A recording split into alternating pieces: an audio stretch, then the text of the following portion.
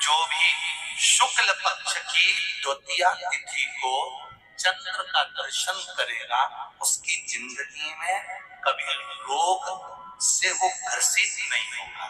हम पहले भी कथा में कहे, आज फिर कहते हैं, जिसकी लीवर, किडनी, जिसकी काया बेकार हो रही हो, चमड़ी सफेद पड़ रही हो, काले काले झट्टे पड़ रहे हो, सोराइसिस जैसी बीमारी हो गई हो, कैंसर जैसा रोग हो गया, बड़े से बड़ा रोग, अगर किडनी लीवर कितना भी बेकार से बेकार हो गया, डैमेज उसको शुक्ल पक्ष के द्वितीया चंद्रमा का दर्शन करना चाहिए। और शुक्ल पक्ष के द्वितीया चंद्रमा का दर्शन कर प्रदोष काल के समय में, कौन सा काल?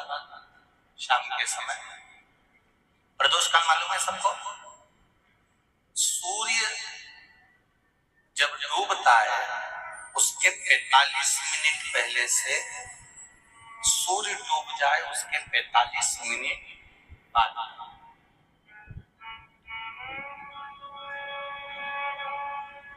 कितने मिनट पहले? जम के बोलो जरा। 45 मिनट पहले से 45 मिनट बाद प्रदोष काल का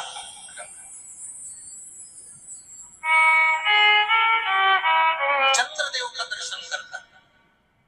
कच्चे दूध का छींटा, सफेद पुष्प चंद्र को समर्पित करो। सफेद चंदन का छींटा चंद्रदेव को दीजिए।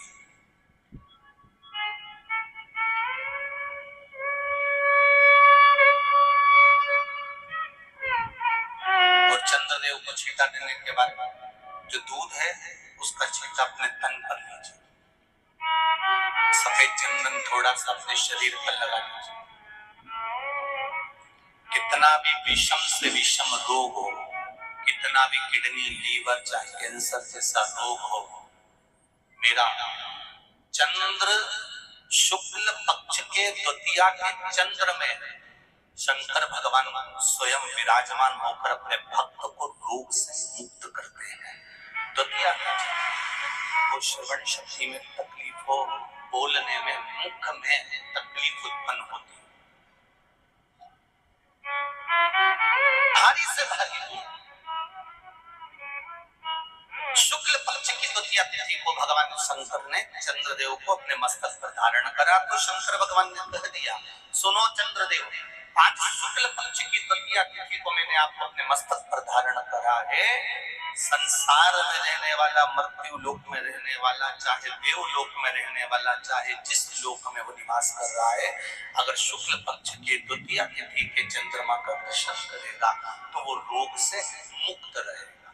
अब हमारे यहाँ अच्छी अच्छी तिथियां भी हैं, कैलेंडर तक में लिखा हुआ है कि चंद्र दर्शन। अब उसके बाद भी लोग चंद्र दर्शन नहीं करें तो फिर उनका भाग्य बेकार। पंचांग में लिखा है कि चंद्र दर्शन, बोलो सही है कि गलत? उसके पंचांग में लिखा है कि चंद्र दर्शन, शुक्ल पक्ष की द्वितीया तिथि चंद्र दर्शन। शुक्ल पक्ष की द्वितीया कौन सी तिथि? अरे बोलो जम के, शुक्ल पक्ष की द्वितीया, दूज।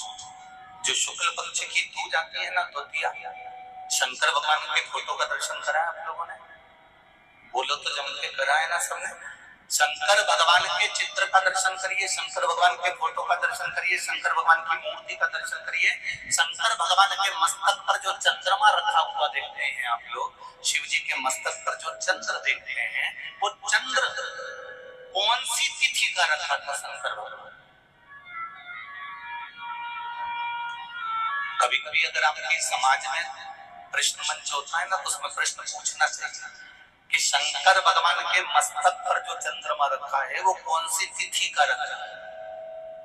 एकम, दूसरी, चतुर्थी, पंचमी, छठ, सप्तमी, अष्टमी, नौमी, 10वीं, 11, 12 पूछ लेना चाहिए कि कौन सी तिथि का चंद्रमा भगवान शंकर के मस्तक पर रखा है। तो हमारा शास्त्र कहता है, स्कंद पुराण कहती है, पद्म पुराण कहती है, अग्नि पुराण कहती है, लिंग पुराण कहती है, नर्मदा पुराण कहती है, नारद पुराण कहती है, और कूर्म पुराण और विष्णु पुराण वर्णन करती है कि शिव जी के मस्तक पर जो चंद्र रखा है वो शुक्ल पक्ष की द्वितीया का रखा है। कैलेंडर किस किसके घर में है? उठाओ जरा हाथ। जिसके घर में कैलेंडर या पंचांग, आज ही घर जाकर देखना, कैलेंडर को पलट कर देखना, शुक्ल पक्ष की द्वितीया तिथि जैसे ही देखोगे उसमें लिखा होता है चंद्र दर्शन। लिखा होता है कि नहीं होता है? अरे बोलो तो जी लिखा होता है ना। शुक्ल पक्ष की द्वितीया तिथि देखोगे तो उसमें लिखा होता है चंद्र दर्शन। अब इस प्रत्येक शुक्ल पक्ष की द्वितीया तिथि पर चंद्र दर्शन क्यों लिखा होता है? क्योंकि शिव महापुराण की कथा में उमा खंड में वर्णन किया गया है कि जब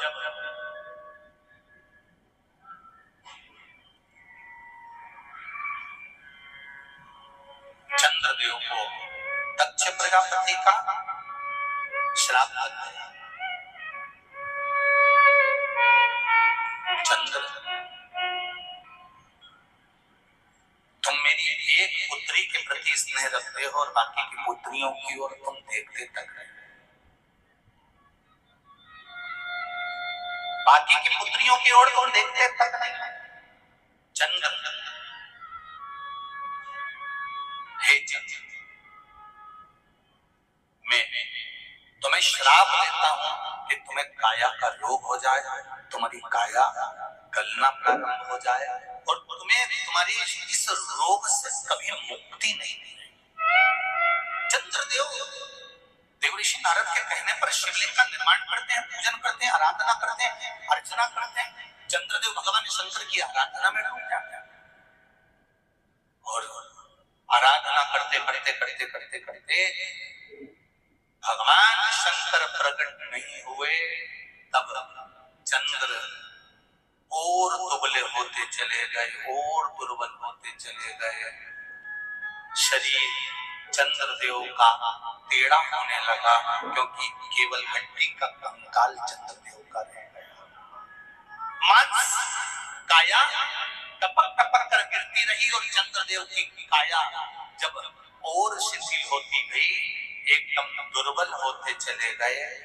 सारे पूरे महीने में चंद्र की स्थिति देखना और शुक्ल पक्ष के द्वितीया तिथि के चंद्र की स्थिति देखना। शुक्ल पक्ष का द्वितीया का जो चंद्रमा होता है वो एकदम पतला, कमजोर और बकरी सा। किस किस में करें दर्शन? करें आप लोगों ने पूछ के चंद्रमा के एकदम पतला, कमजोर, दुर्बल, बकरी सा नजर आता है। तब चंद्रदेव को देखा भगवान शंकर ने और लगा कि अब इसके प्राण रहने वाले नहीं। तब भगवान शंकर दौड़कर उस शिवलिंग में से प्रकट हो जाते हैं, चंद्र की काया ठीक कर देते हैं। तो चंद्र कहता है आप कृपा करो। भगवान ने उसी चंद्र को, द्वितीया के चंद्र को अपने मस्तक पर धारण कर लिया और द्वितीया के चंद्र को मस्तक पर धारण कर भगवान शंकर ने कह दिया कि सुनो चंद्रदेव, आज शुक्ल पक्ष की द्वितीया तिथि है, जिस दिन मैंने आपको अपने मस्तक पर धारण करा है और सावन का महीना है। दिल से बाबा बोले एक बेलपत्र शिव को अपनी मनोकामना कर रोग धोग बीमारी तकलीफ कष्ट दूर करने के लिए शंकर के शिवलिंग पर अगर बन सके तो मंदिर में, आप लोग तो यहाँ हैं तो देवाधिदेव महादेव कंकर शंकर को चढ़ाओ, और अगर बेलपत्र नहीं हो तो बेलपत्र जो चढ़ी हुई हो उसी को धोकर और माताओं से निवेदन है, जितनी भी मेरी माताएं बैठी है, जितनी मेरी जीजियां बैठी हैं, जितने मेरे जीजा बैठे हैं, जितनी मेरी बेटियां बैठी हैं, जितने मेरे बुजुर्ग माँ बाप बैठे हैं, उनसे निवेदन मान लो आनंदेश्वर महादेव, कपिलेश्वर महादेव दोनों का नाम लेकर थोड़ा सा जल शिव जी को चढ़ाओ और वो जल उस बच्चे को जरूर पिलाओ जिसकी बुद्धि में जो याद करता है भूल जाता है, या पढ़ने में मन नहीं लगता, ध्यान नहीं लगता, खेलने में मन लगता है, ज्यादा ध्यान पढ़ाई में नहीं जाता, उसको आनंदेश्वर महादेव और कपिलेश्वर महादेव ये दो ऐसे आनंदेश्वर महादेव, आनंद वो बालक जो जन्म लेते से ही अपनी माता को ज्ञान देते हैं, और कपिलेश्वर महादेव कपिल मुनि वो जो जन्म लेते से ही अपनी माता देवहूति को ज्ञान देते हैं। ये दो विद्वत्ता के शंकर के मंदिर में 7 दुर्गा लेकर, कितनी दुर्गा, यहाँ क्या बोलते हैं झारखंड में दुर्गा, किंतु बोलते हैं 7 दुर्गा शिव के मंदिर में लेकर, जब जल का पात्र साथ में, सातों दुर्गा को नीचे की ओर रखो हथेली पर, जल का पात्र हाथ में लेकर भगवान देवाधिदेव महादेव को जल समर्पित करो। सातों दुर्गा में से 6 दुर्गा षडानंद कार्तिकेय जी को समर्पित कर दो, 1 दुर्गा भगवान शंकर के शिवलिंग पर चढ़ा। अपने हाथ की 3 उंगलियां शिवलिंग का स्पर्श करो और अपनी कामना कहकर, बाबा बहुत एग्जाम दे चुका हूं, बेटा बेटी ने बहुत परीक्षा दी है, हो नहीं रहा बाबा, अब आपके भरोसे है, बाबा को विनय करो, शिव जी पे चढ़ी दुर्गा वापिस लेकर आओ। जिस बच्चा जब एग्जाम के लिए जाए, परीक्षा देने के लिए जाए, उस दिन वो दुर्गा को अपने मस्तक पर प्रणाम कर नमन कर षडानंद कार्तिकेय का स्मरण कर फिर एग्जाम, पढ़ाई अच्छी करना, दिल से करना, मेहनत ज्यादा करना, और एक बार ये प्रयोग कर देखना, मेरा षडानंद कार्तिकेय सफलता जरूर प्रदान। एक है प्रतिक्रिया माता और दूसरी है दंतेश्वरी माता। ये 2 माता ऐसी हैं, अगर भगवान शंकर का ये शिवलिंग है, ये जलाधारी है, माता पार्वती जी का हस्तकमल, और यहाँ सामने एक मोटी सी लाइन होती है अशोक सुंदरी का स्थान, इधर गणेश जी, इधर कार्तिकेय जी। जब हम दक्षिण में खड़े होकर, उत्तर में मुख कर यहाँ खड़े होकर जब हम शिवलिंग पर जल चढ़ाते हैं और अपने जल के पात्र को थोड़ा सा आगे बढ़ाकर हम इस स्थान पर, अशोक सुंदरी के स्थान पर, इस यहाँ खड़े होकर जल चढ़ाते समय इस स्थान पर अपने पानी के लोटे को आगे बढ़ाते हैं और जल को यहाँ गिराते हैं। प्रतिक्रिया माता का नाम लेकर या मां दंतेश्वरी का नाम लेकर जब हम चढ़ाते हैं, आज दिन भर में अगर कोई ने भी हमारे ऊपर विद्या करी होती है, तो 2 मिनट के अंदर वो कट कर गिर जाती है और कोई असर नहीं। 2 माता ऐसी है, 2 जगत जननी ऐसी है, दुनिया का कोई भी व्यक्ति कितना भी टोना कर दे, चाहे दुनिया का कोई भी व्यक्ति कितनी भी विद्या कर दे, चाहे दुनिया का कोई भी तांत्रिक, कोई विद्या करने वाला तुम्हारे ऊपर कितनी भी विद्या कर दे, 2 देवी ऐसी है जो उस टोना को, उस विद्या को पलट देती है। शिव जी के सम्मुख में शंकर भगवान के शिवलिंग पर जब बेलपत्र चढ़ता है, तो बेलपत्र का जो सीधा भाग होता है वो शिव जी के शिवलिंग पर होना चाहिए, उल्टा भाग ऊपर होना चाहिए। बहुत ध्यान से समझना हो, जब नंदीश्वर को बेलपत्र चढ़ाते हो, नंदी जो बाहर होता है उसको बेलपत्र चढ़ाते हो, तो नंदी को 2 जगह बेलपत्र चढ़ती है, आपको ध्यान में हो। पहली बेलपत्र नंदी को जब चढ़ती है तो नंदी के सामने चढ़ती है, तो उसका बेलपत्री का जो डंडी का मुख है वो नंदी की ओर होता है और बेलपत्री की पत्ती का मुख शंकर जी की ओर होता है। समझ में आ रहा है सबको? डंडी का मुख, जैसे नंदी ऐसे बैठा है तो डंडी का मुख नंदी की ओर होगा, पत्ती का मुख शिव के, और ये सीधी की सीधी नंदी के सामने नीचे रखा जाता है, नंदी के सामने। और एक बेलपत्र जब नंदी के ऊपर चढ़ती है तो डंडी का मुख शिव जी के ऊपर होता है और इस पत्ती का मुख नंदी के सिर पर, नंदी की ओर होता है।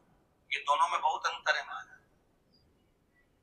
जैसे कोई बच्चा कोई कंपटीशन एग्जाम के लिए जा रहा हो या कोई परीक्षा देने के लिए जा रहा हो और पढ़ाई करे, स्मरण करे, तैयारी करे, वो अपनी जगह पर है। और ऐसा नहीं होता कि बच्चे पढ़ते नहीं है या तैयारी नहीं करते, करते हैं। इसके बाद भी अगर उनका इंटरव्यू में पास नहीं होते या एग्जाम में पास नहीं होते तो उसके लिए ये दोनों बेलपत्री बड़ी काम करती है। बहुत ध्यान देना, जो नंदी के सामने बेलपत्र रख कर जाना, शिव जी के सम्मुख में बेलपत्र रख कर जाना, मतलब नंदी के सम्मुख में जब रखाएगी तो डंडी जम के बोलिए कहाँ होना चाहिए, नंदी की ओर, और जब ऊपर रखाएगी तो डंडी शिव की ओर। ये दो बेलपत्र रखकर शिव जी का स्मरण कर कर जाए, कार्य सफलता की ओर बढ़ता है। कोई काम के लिए आप जा रहे हैं तो उसमें सफलता मिल जाती है, उसमें सफलता प्राप्त होती है।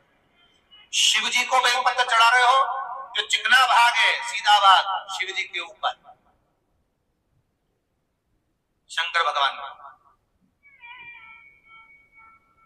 थाली में अगर शिवलिंग का निर्माण कर रहे हो, पार्थिव शिवलिंग का निर्माण कर रहे हो, तो थाली में जब बेलपत्र रखोगे तो सीधी रखोगे, फिर उसके ऊपर शिवलिंग का निर्माण। अगर आप निर्माण करते हैं पार्थिव शिवलिंग का और बनाते हैं, जिनके नयनों में नंबर बढ़ते चले जा रहे हो, चश्मा उतर नहीं रहा, तुलसी की जो डंडी होती है, जैसे बेलपत्र की जो ये डंडी है, वैसे तुलसी का जो पत्ता होता है, उस पत्ते की जो डंडी होती है, उस डंडी को चंद्रमा को देखा जाता है। डंडी की जो कोर होती है, उस कोर को दृष्टि से मिलाया जाता है। ठीक 12 बजे आप चंद्रमा की, जैसे चंद्रमा का भाग, उस चंद्रमा के भाग को आप उस डंडी के भाग से निहारने का प्रयास करें। घर में आइए, घी का दिया लगाइए, उस घी के दीप को लगाने के बाद पूर्णिमा के दिन उस पर एक प्लेट थोड़ी तिरछी कर कर रख दो, जिससे उसकी कालोज गाय की, उस दीप की, घी के दीप की कालोज उस प्लेट पर है। थोड़ी सी कालोज ले लीजिए, 5-10 मिनट में आ जाए। उसको गाय के घी में मिलाकर आंखों में सुरमा लगाकर रात्रि को सो जाए। 3 दिन बाद आप महसूस करेंगे कि नेत्र की ज्योति बढ़ना प्रारंभ हो रही है। कोई व्यक्ति हमारे धन को नहीं देता, हमारा पैसा उसके पास में वो नहीं देता, हम मांग मांग के थक जाते हैं, बहुत प्रयास कर लेते हैं, तब हम एक ही तो काम करते हैं, हाथ की हथेली में दही लेते हैं, नाम और गोत्र बोलकर अपना मन का भाव कहकर कि मेरा इतना लेना है वो दे देना। हाथ की हथेली में दही लेकर शंकर भगवान के शिवलिंग पर रखकर केवल एक बेलपत्र ही चढ़ाना रहती है।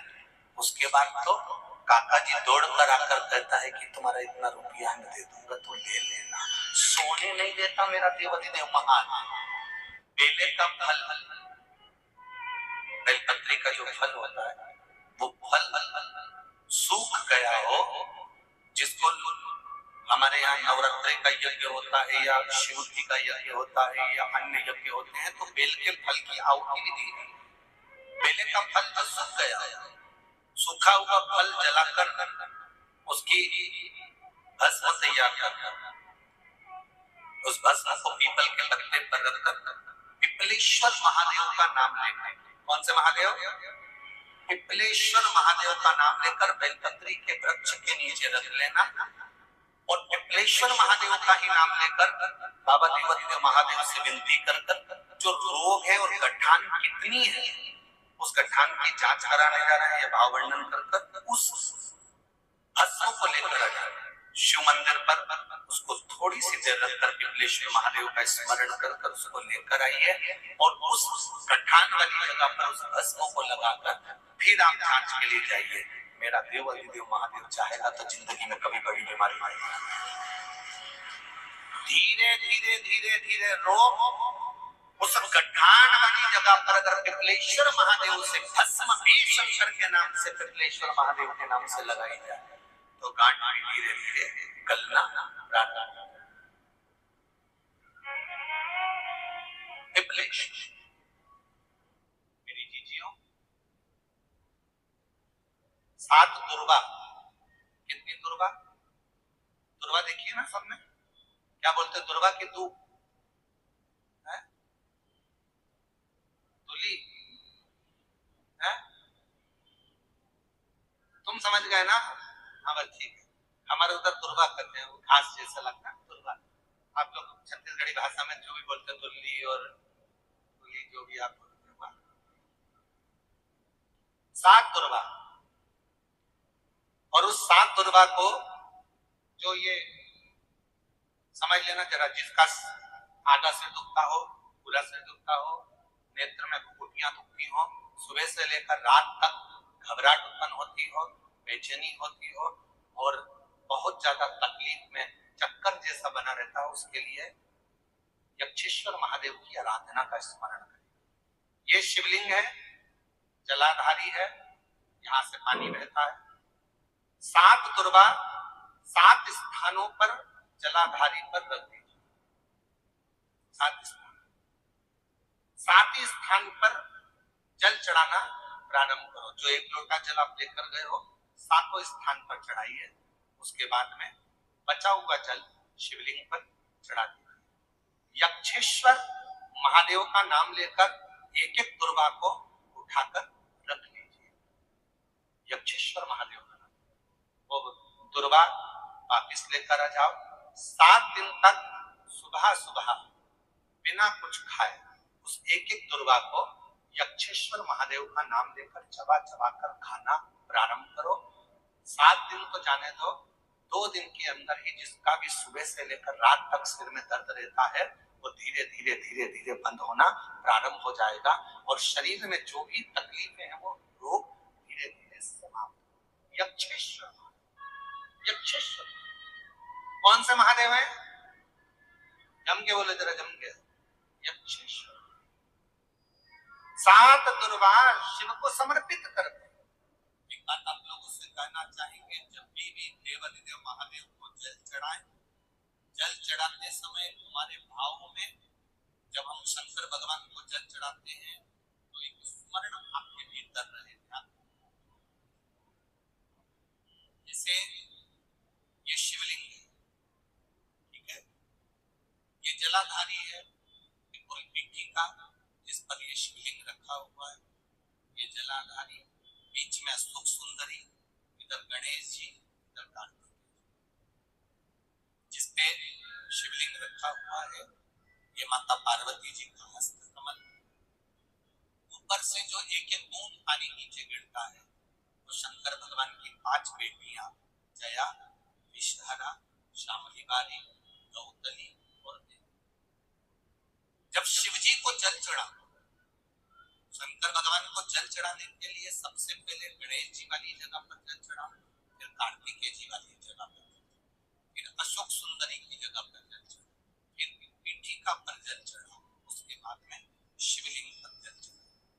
जब अपन किसी कामना के लिए अगर जल चढ़ा रहे हैं तो उसके लिए हमको ये ध्यान रखना पड़ेगा। पहले कहाँ चढ़ाना है? जहां से पानी नीचे गिरता है तो राइट में गणेश, लेफ्ट में जो एक भाग होता है, यहाँ पर हमने जल चढ़ाया गणेश जी को, यहाँ चढ़ाया कार्तिकेय को, बीच में एक मोटी सी लाइन होती है जहाँ अशोक सुंदरी विराजमान होती है, वहां जल चढ़ाकर और फिर जल को चारों तरफ घुमाने के बाद फिर शिव जी को समर्पित। एक बात और याद रखिए, जिन बेटे बेटियों की शादी नहीं हो रही, 30 साल 32 साल 35 साल 40 साल 28 साल 27 साल हो गए, उनसे निवेदन है कि जब भी आप देवादिदेव महादेव को जल समर्पित करें, जल चढ़ाने के बाद शुरुआत भी अशोक सुंदरी से करें और चढ़ाने के बाद में समापन भी शिवलिंग पे चढ़ाने के बाद अशोक सुंदरी पर। जब हम कम से कम 3 महीना लगातार अशोक सुंदरी से जल चढ़ाकर, शिवलिंग पे जल चढ़ाकर अशोक सुंदरी पर जल की धार का विराम करते हैं तो ये निश्चित है कि बाबा देवादिदेव महादेव की कृपा से 3 महीने के अंदर विवाह पक्का हो ही जाए। निश्चित शिव को जल चढ़ाना हम भगवान देवादिदेव महादेव कर सकते। एक सुंदर पत्र आया, पार्थिव बनाने के 3 क्रम, पार्थिव बनाने के 3 क्रम। पार्थिव शिवलिंग का जो निर्माण करा जाता है उसके 3। रोग की मुक्ति के लिए अगर पार्थिव बनाया जाता है तो उस मिट्टी में थोड़ा सा जल और थोड़ी सी दुर्वा पानी मिट्टी के अंदर डाला। अगर कोई बीमारी है वो बीमारी नहीं जा रही। पार्थिव के 3 क्रम बने। अगर कोई बीमारी नहीं जा रही है तो आप पार्थिव शिवलिंग अगर बनाते हो, मिट्टी का शिवलिंग बनाकर पूजन करते हो, तो उसमें जल मिट्टी में और दुर्बा, दुर्बा बोलते हो कि धूप बोलते हो, जो गणेश जी को चढ़ती है दुर्बा, उसको पानी में डालकर उस पानी को मिट्टी में मिलाकर फिर पार्थिव बनाया जाता है रोग की। दूसरा, जिसको संतान नहीं है, पुत्र की प्राप्ति नहीं है, संतान की प्राप्ति नहीं है, गोदी में औलाद नहीं है, कोई छोरा छोरी नहीं है, कोई बेटा बेटी नहीं है, संतान नहीं है, सालों हो गए, पार्थिव रोज बनाती है, तो उस मिट्टी में अगर थोड़ा सा आधी चम्मच, 1 चम्मच गाय का दूध मिलाकर फिर पार्थिव लिंग का निर्माण करें पानी के साथ मिलाकर, तो उसके घर में दूध पार्थिव में डलने से दूध जरूर आता है।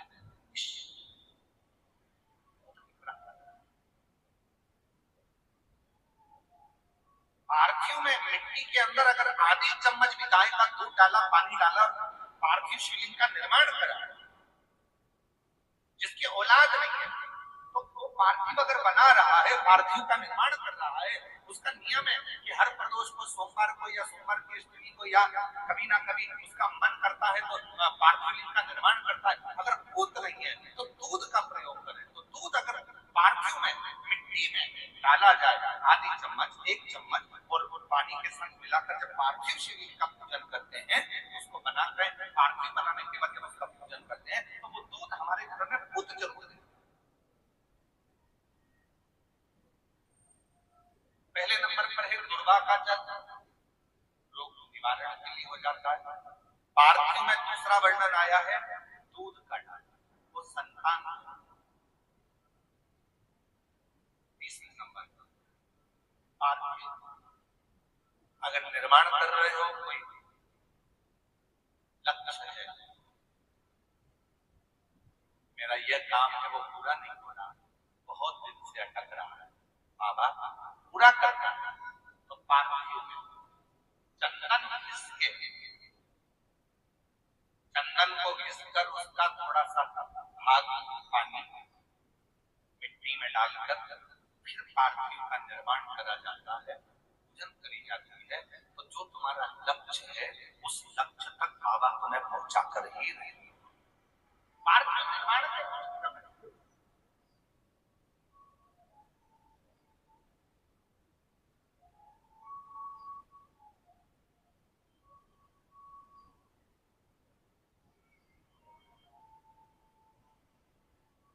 पार्थिव कैसे बनाया जाता है, किस कार्य के लिए बनाया जाता है? कई बेटियां ऐसी हैं, गुरुजी 32 साल की हो गई, शादी नहीं हो रही, गुरुजी लड़का 38 साल का हो गया, शादी नहीं हो रही, गुरुजी 28 साल का हो गया, शादी नहीं हो रही। तो भाई पार्थिव बना रहे हो ना, उसमें थोड़ा सा गाय का घी उस मिट्टी में थोड़ा सा 2 बूंद भी डालोगे तो बहुत, और पानी से मस कर फिर उसका निर्माण कर फिर पार्थिव की पूजन करिए। कैसे भी नहीं होगा? बोले बाबा शादी करा के ही मानेगा। पार्थिव बनाने का नियम है, ऐसा नहीं है कि केवल पानी में मिट्टी को घोल लिया और पार्थिव लिंग का निर्माण कर लिया।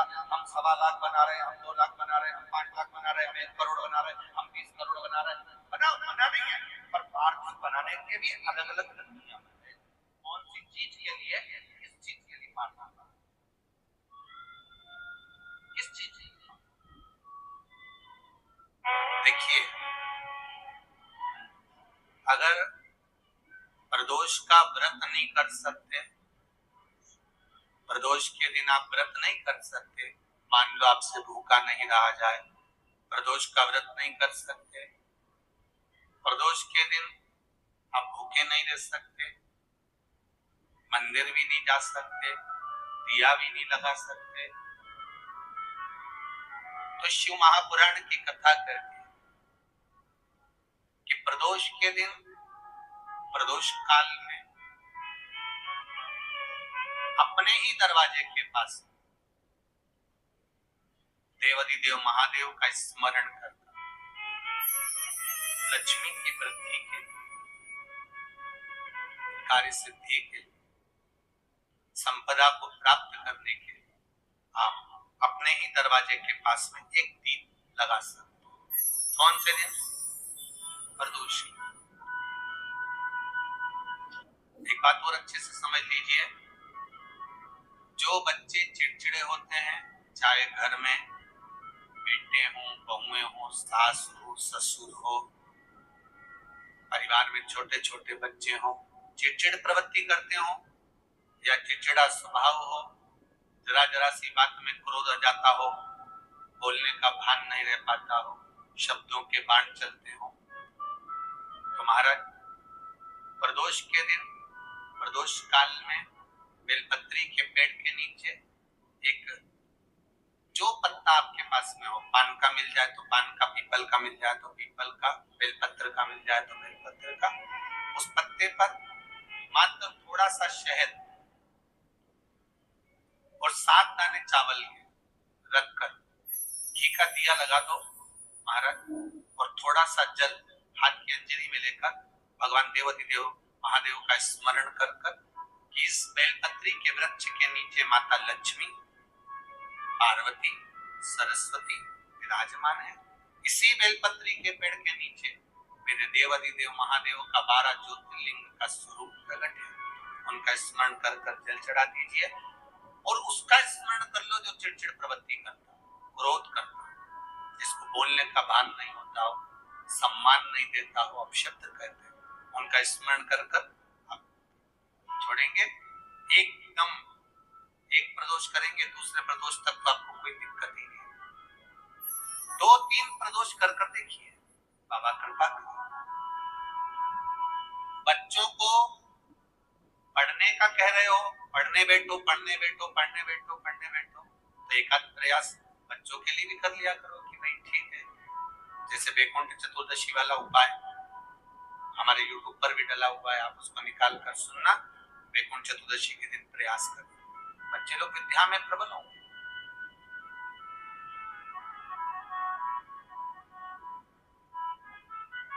शिव उपासना का जो फल है वो 1000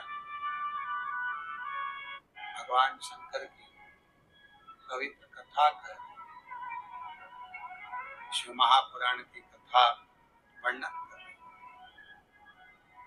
माता ने शिव जी के मस्तक के चंद्र को अपने मस्तक और बाबा जिस समय पर माँ को माला पहनाने लगे जयमाला, तो बाबा ने फिर चंदा को अपने मस्तक। चंद्र घंटा माता का स्मरण शांति देता, धैर्य देता, विश्वास देता। शिव महापुराण की कथा कहती है, यदि कोई व्यक्ति का मन विद्याध्ययन में नहीं लगता हो या उसकी याददाश्त कमजोर हो गई हो, कुछ बोल दिया याद नहीं रहा, कोई सामान रख दिया भूल गए, स्मरण में नहीं आया, पढ़ने के समय पर याद रखा, परीक्षा हॉल में भूल गए, विद्याध्ययन करते हैं तब पढ़ लेते हैं फिर बाद में भूल जाते हैं, उसको सोमवार के दिन लाल पुष्प, लाल चावल का दाना, बेलपत्र मां चंद्र घंटा के नाम से देवी के मंदिर में समर्पित करें, या भगवान शंकर का जो शिवलिंग है, तो जो जलाधारी है नीचे का ये शिवलिंग, ये जो जलाधारी है, इस जलाधारी में इस स्थान पर पानी अगर यहाँ बह रहा है तो इस स्थान पर वो लाल पुष्प, वो बेलपत्र, वो लाल चावल का दाना अवश्य समर्पित करना चाहिए। और शिव जी को 1 लोटा जल या मां शक्ति जगत जननी शीतला माता को चंद्र घंटा के नाम से जल समर्पित करें। उस जल का प्रोक्षण अपने ऊपर करें। भगवान शंकर को अगर जल चढ़ाया है चंद्र घंटा माता के नाम से तो उसका आचमन करें। बच्चे का विवेक बुद्धि प्रबल, जन्म लिया बच्चा यदि डॉक्टर कहते हैं कि इसका विकास कम हो रहा है, या गर्भ में बच्चा है और उसकी धड़कन नहीं आ रही है, या गर्भस्थ बच्चा है और डॉक्टर ने कहा कि इसका शरीर बेकार है, ये अंग नहीं बना, वो अंग नहीं बना, या ये शरीर का कोई भाग नहीं बना, और ये बच्चा अंदर से कमजोर है, तो डॉक्टर का इलाज चलने दो, जांचें चलने दो, डॉक्टर जैसा जैसा बोले वैसा करो, पर साथ में उत्तर की ओर मुख कर दक्षिण में खड़े होकर चंद्र घंटा माता का नाम लेकर शिव जी पर 7 बार जल अर्पित करना चाहिए। एक बेलपत्र चढ़ाना चाहिए, एक लाल पुष्प चढ़ाना चाहिए, एक लाल चावल का दाना चढ़ाना चाहिए, और जल को झेलकर वो नारी जिसके बच्चे को बताया कि धड़कन नहीं आई, श्वास नहीं आई, या बच्चा विकलांग है, या शरीर का अंग नहीं बना है, या माइंड में तकलीफ, तो उस नारी को उस जल को पीना चाहिए।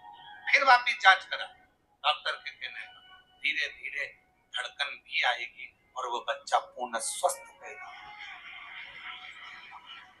पर नाम याद रखिए, चंद्र घंटा माता का नाम। धैर्य, शांति, निर्मलता और स्वास्थ्य की पूर्ण सुख मां चंद्र घंटा।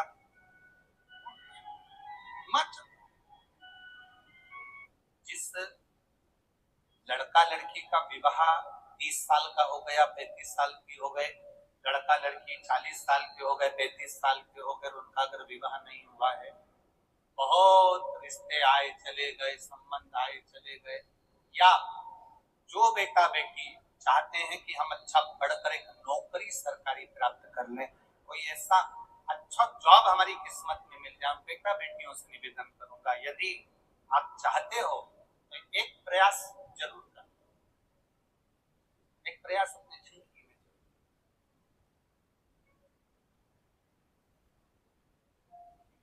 शिवलिंग समझ लेना जरा अच्छे से, शिवलिंग जलाधारी गणेश, कार्तिकेय, अशोक सुंदरी, और ये शिवलिंग, और ऊपर भगवान शिव की 5 बेटियां, जया, विषहरा, शामली वाली, द्रौपदी। 3 प्रदोष या 3 शिवरात्रि। कितनी प्रदोष? 3 या 3 शिवरात्रि। मेरा बेटा बेटियों से निवेदन है, जो अच्छी पढ़ाई कर रहे हैं, मेहनत करो, अच्छा पढ़ो, और मेहनत के साथ में जब कंपटीशन एग्जाम में बैठने का समय आए, 3 स्थान जहां पर आपको प्रथम अशोक सुंदरी, अशोक सुंदरी की जगह पर जब आप बेलपत्र समर्पित करेंगे तो डंडी का मुख जहां से पानी बहता है उस स्थान पर रखें। दूसरा, शमी का पत्ता, शमी का पत्ता। दूसरा, शमी के पत्र को देवादिदेव महादेव पर जब आप समर्पित करेंगे तो उसका डंडी का मुख भी जहां से जल बहता है उस ओर रखें। और तीसरे नंबर पर है आंख का पुष्प। एक पुष्प होता है आंख का सफेद, और एक पुष्प होता है हल्का सा नीला। करें दर्शन आप लोगों ने, जम के तो बोलो जरा, करें ना। एक सफेद होता है, एक हल्का सा नीला होता है। सफेद आंख का जो पुष्प होता है वो केवल देवादिदेव महादेव का एक स्वरूप, और हल्का सा जिसमें गुलाबीपन, नीलापन होता है वो शिव, पार्वती, गणेश, कार्तिकेय, अशोक सुंदरी, जया, विषहरा, शामली वाली, द्रौपदी, देव और शिव जी के जितने गण हैं उन सबका प्रतीक होता है। तो तीसरे नंबर का जो आंख का गुलाबी कलर या हल्का नीला सा जो पुष्प होता है, उस 5 पुष्प का गुच्छ मां जगत जननी का जो स्थान है जलाधारी, जहां अगर आप इधर बैठे हो तो उसकी विपरीत दिशा, इधर बैठे हो तो उसकी विपरीत दिशा, इधर बैठे हो तो उसकी विपरीत दिशा, विपरीत दिशा में उस पुष्प को समर्पित करो। अच्छी पढ़ाई करो, अच्छी मेहनत करो, और मेहनत के साथ में जब कंपटीशन एग्जाम के लिए जा रहे हो उस जगह पर सीए की पढ़ाई भी कर रहे हो, चाहे किसी भी पढ़ाई में लगे, मेहनत के साथ बाबा देवादिदेव महादेव को 3 प्रदोष या 3 शिवरात्रि आप दिल से बाबा को समर्पित कर बाबा से प्रार्थना कर अशोक सुंदरी पर चढ़ाई हुई बेलपत्र को वापिस लेकर आए। जिस विद्या स्थल पर आप पढ़ाई करते हो, जिस कमरे में आप रहते हो, वहां उस बेलपत्र को तीनों प्रदोष की या तीनों शिवरात्रि की बेलपत्र रखिए। जिस समय बाबा आपकी नौकरी लगाते, ये तीनों बेलपत्र एक साथ किसी भी प्रदोष पर शिव जी को समर्पित करिए। ये शिव तत्व। आप मेहनत करें, खूब मेहनत करें। कंपटीशन एग्जाम के लिए जितनी कोचिंग कर सकते करो, मेहनत करना उतना करो, जितना करते हो उससे 4 गुना ज्यादा करो। और उसके साथ में देवादिदेव महादेव मेरा मैंने खाया पिया शुक्रिया तेरा शुक्रिया। अब जिनका मंगल विवाह नहीं हो रहा, 30 साल हो गए, 35 साल हो गए, 40 साल हो गए, उनके लिए भी वर्णन आता है। एक बेलपत्र, एक शमी पत्र और महाराज वही आंकड़े का पुष्प 5 अपने हाथ में लेकर, बेलपत्री का वृक्ष जो होता है उस वृक्ष के नीचे उसको रखकर शंकर भगवान के मूल मंत्र का स्मरण करते हुए, चाहे तो आप पंचाक्षर करें, चाहे आप षडाक्षर करें, चाहे आप श्री शिवाय नमस्तुभ्यं करें, केवल जो जल का पात्र है वो जल के पात्र से 5 बार जल समर्पित कर बेलपत्री के वृक्ष की 7 परिक्रमा कर बाबा से प्रार्थना कर उस पत्ती पुष्प को लेकर वापिस सजाएं, पूजन वाली जगह पर उसको रख दीजिए और बाबा कृपा करेगा, जितना जल्दी होगा उतना मंगल विवाह आपका पक्का कराएगा। बेलपत्र का पूजन, कहीं दूर जाने की जरूरत नहीं है हमको भगवान को पाने के लिए। तुम्हारे घर के पास में जो शिवालय हो, तुम्हारे घर के पास में जो देवालय हो, हम वहां भगवान की आराधना, हम वहां आराधना। आपको एक कथा में कहा था,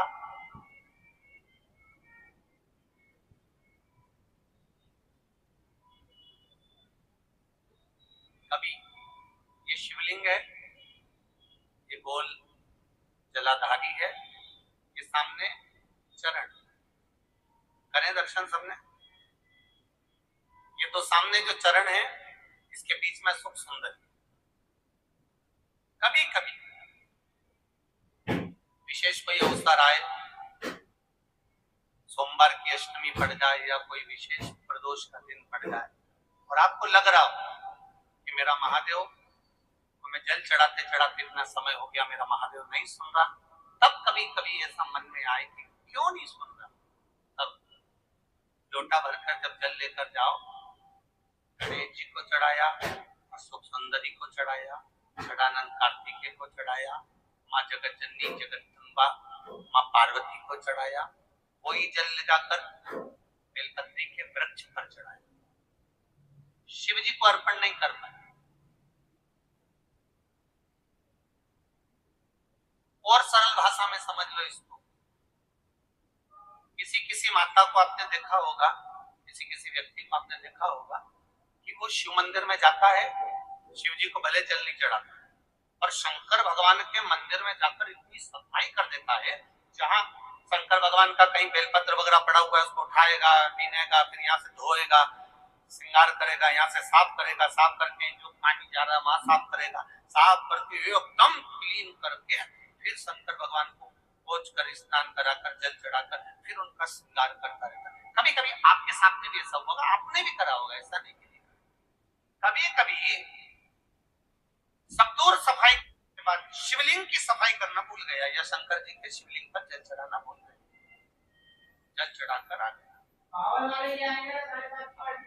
आ तो गया, पर चिंता देवादिदेव महादेव को लग गई।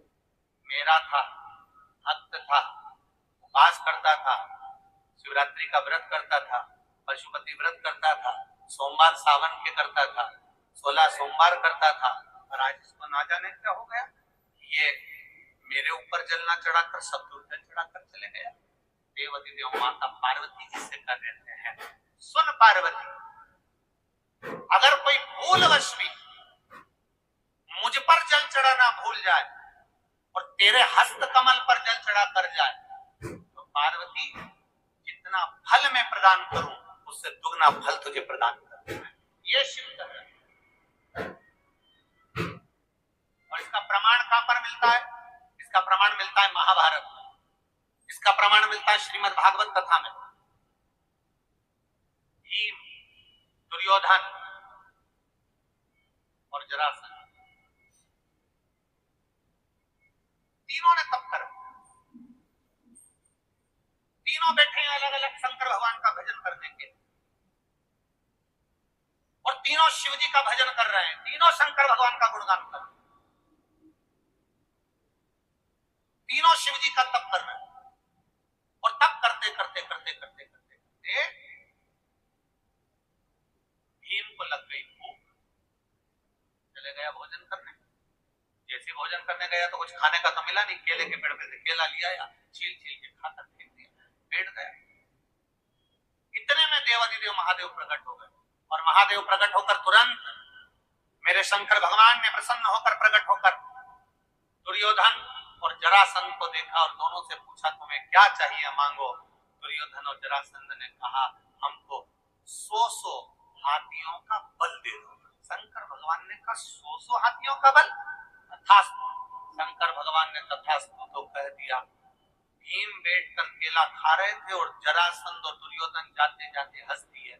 बताओ इस खबड्डे को देखो, हपसी को देखो, खाने के चक्कर में इसको आशीर्वाद नहीं मिला और हमको 100 हाथियों का बल मिल गया। किसी पर मत हंस। दुर्योधन और जरासंध भीम पर हंसे थे और दुर्योधन और जरासंध भीम पर हंस दिए। भीम का मुंह उतर गया, चेहरा उतर गया, केला छोड़ा, भीम तप करने चले गए। तप करने गया तो भीम जान गया कि मैं अब तप करूंगा तो महादेव का नहीं करूंगा, पार्वती जी का। अभी आपको कथा में कहा था कि केवल जलाधारी भी अगर आप स्पर्श कर कर बेलपत्री आदि का जो निर्माल्य पड़ा हुआ है उसको उठाकर, बहुत बड़ा दोष है एक, शायद आपने भी जिंदगी में कभी करा होगा, अब कर दिया हो अब मत कर। कौन सा दोष?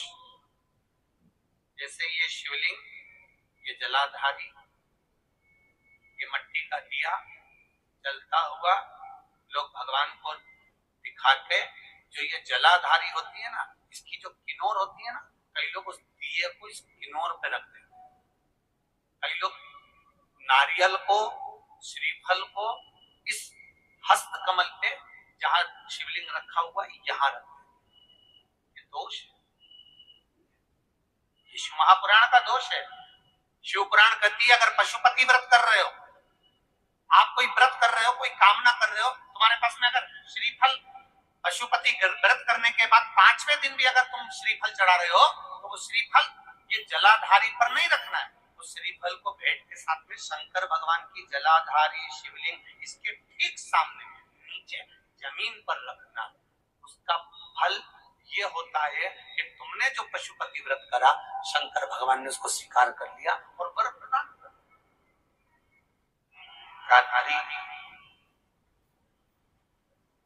9:15 का पहले पूजन बताया है, सुना है आप लोगों ने?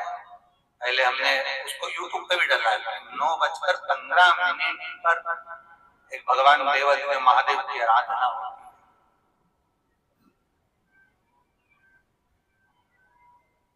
ये कोई सियोर वाले महाराज ने बनाकर नहीं बताई कि 9:15 पे आराधना होती है। हमारे शास्त्रों में भी उसका उल्लेख है, शिव महापुराण में भी उसका वर्णन है। पूजा होती है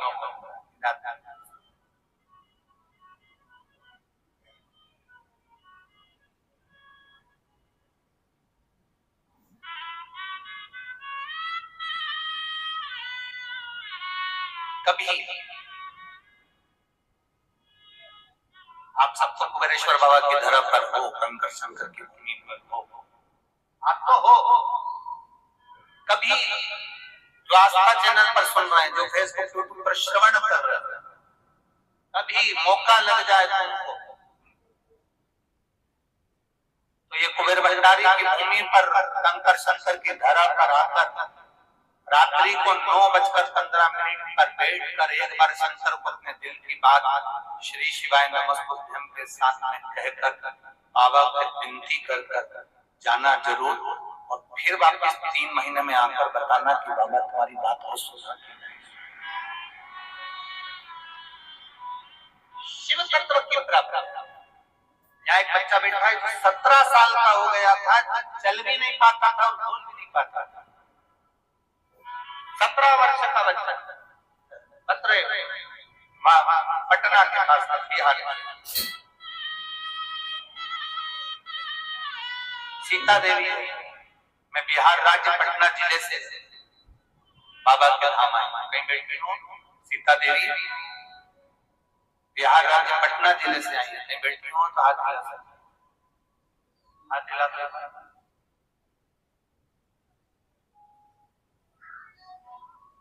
कैमरे में कैसे आएंगे? ठीक ठीक। बच्चा आया है कैसा? नहीं आया, नहीं है, ठीक ठीक। मैं बिहार राज्य पटना जिले से आई हूँ। मैं बाबा का क्या गुणगान करूंगा? मैं बाबा को माथा टेकने के लिए आई। 2022 में 2023 में मैं बाबा से विनती कर गई थी रुद्राक्ष। भीड़ तो यहाँ रहती है गुरुदेव, पर बाबा से जो कहकर जाते हैं ना, बाबा सुनता बहुत जल्दी। मेरा कई सालों से मैं वर्णन करना चाह रही हूँ। मेरे बाबा इकलौता पुत्र है जिसका नाम आशीष है, उसे रोग घेर लिया था। रोती थी उसको देखकर। 17 साल का हो गया था, न चल पाता था न बोल पाता था, और मेरे बाबा ने ऐसी कृपा कर मैं 22 में आई, 23 में आई। बाबा के धाम में बस कहने के लिए आती हूँ। शिव पुराण में ये रुद्राक्ष उत्सव नहीं है गुरुदेव, ये भोलेनाथ जी से एक माता पिता अपने दिल की बात कहने के लिए आते हैं। गुरुदेव, मेरा 17 साल का बेटा बोल नहीं पाता, चल नहीं पाता, उसको देखकर मैं दुखी होती थी, और मेरे बाबा ने ऐसी कृपा कर दी। यहाँ से मैं कंकर ले गई, रुद्राक्ष लेकर गई, और उस कंकर पर जल चढ़ाती, पूजन करती, रुद्राक्ष का जल शिव जी को चढ़ाकर बेटे को पिलाती। बाबा का क्या गुणगान करूं गुरुदेव। बाबा को नमन करने आई हूँ। 3 महीने भी मेरे बाबा ने नहीं लगाए, 1.5 महीने में मेरा बेटा चलने भी लगा और बोलने भी लगा। अब मेरा बेटा खुद चलकर मंदिर जाता है और बाबा का जय घोष लगाता है, और गुरुदेव श्री शिवाय नमस्तुभ्यं बोलता है, भगवान शंकर की भक्ति करता है। मैं बाबा को धन्यवाद देने के लिए बैठो बहन। श्री शिवाय शिव तत्व के प्राप्त।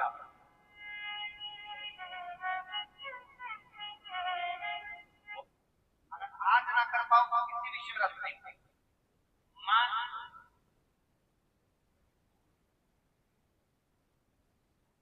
तुम किसी कार्य के लिए जा रहे हो और वो कार्य नहीं हो रहा, तो तुम्हें चाहिए कि ये कार्य होना चाहिए, मुझे इसमें सफलता चाहिए, और उसमें आप लगे हो बहुत सालों से पीछे, 4 साल 6 साल 5 साल 3 साल पीछे लगे रहो। किसी भी शिवरात्रि का आशुतोष भगवान का स्मरण कर जो मध्य वाली बंदी होती है, इस पे चंदन लाल वाला चंदन लगाकर एक श्वेत पुष्प, सफेद पुष्प, कोई सा भी ले सकते, आप उसको रखकर आशुतोष भगवान का स्मरण कर केवल आशुतोष भगवान का स्मरण कर नंदी का जो पांव होता है, नंदी का जो एक पांव उठा हुआ होता है, उसी क्योंकि नंदी को नंदी मत समझना, ईश्वर का मतलब ही शंकर है और शंकर का मतलब ही नंदी। इन दोनों में कोई भेद नहीं है, दोनों में कोई भेद नहीं है, दोनों एक ही मानी। नंदी का जो पांव ऊंचा होता है, आशुतोष भगवान का नाम लेकर नंदी के पैर की ओर, ये बेलपत्री का जो डंडी वाला भाग है, वो इस भाग को फूल के साथ जरूर रखना है। किसी भी शिवरात्रि, आज चाहो तो आज कर लो, बाद में चाहो तो बाद में, और केवल आशुतोष भगवान का नाम लेकर आप दिल आप उससे बोल कर आएंगे, दिल से उससे जब आप कह कर आएंगे, बाबा 2 या 3 शिवरात्रि श्रवण जरूर करेगा, आपको सफलता जरूर। शिव तत्व पर विश्वास के अनुकूल। हमने पहले भी कथा में कहा कि खूब अच्छी पढ़ाई करो, खूब अच्छी मेहनत करो, जितना पढ़ सकते हो उतना पढ़ो, जितनी मेहनत कर सकते हो उतनी मेहनत करो। अपनी मेहनत पूरी करना, कर्म पूरा करना, और कर्म के साथ में शंकर जी पर विश्वास भी पूरा करना। जब हम कर्म के साथ में विश्वास को लेकर चलते हैं, भरोसे को जड़ी बनाकर चलते हैं, निश्चित है कि हमारी मेहनत, हमारी लगन, हमारा कर्म सफल। हम पीछे नहीं है, खूब पढ़ो, दिल से पढ़ो। किसी कंपटीशन एग्जाम में बैठ रहे हो, वो बच्ची पढ़ाई करो। किसी कंपटीशन एग्जाम में जा रहे हो, दिल से पढ़ो। तुम्हारी जितनी कैपेसिटी है शरीर की, उससे ज्यादा पढ़िए, और साथ में शंकर जी पर भरोसा करिए, विश्वास करिए। फिर वो एक बेलपत्र पर लगाया गया शहद, उस पर भरोसा करिए। हमने पहले भी कथाओं में कहा, हर महीने शिवरात्रि आती है, प्रत्येक महीने शिवरात्रि पड़ती है, और प्रत्येक महीने की शिवरात्रि पर अगर आपसे बन सके, आप दुनिया में अगर आपके पास में लोग कहें कि ये बहुत गरीब व्यक्ति है, बहुत साधारण व्यक्ति है, इसके पास धन नहीं है, वैभव नहीं है, सत्ता नहीं है, इसके पास खुद का मकान नहीं है, इसके पास खुद की प्रॉपर्टी नहीं है, इसके पास खुद की दुकान नहीं है, दूसरे के यहाँ काम करता है, इसके पास कुछ भी नहीं है, हम उनसे कहेंगे 12 महीने शिवरात्रि आती है, 5 जगह पर चढ़ाई हुई बेलपत्र, आप 1 वर्ष 12 शिवरात्रि का एक नियम ले लो, 5 जगह पर बेलपत्र समर्पित करना सीख जाओ। एक बेलपत्र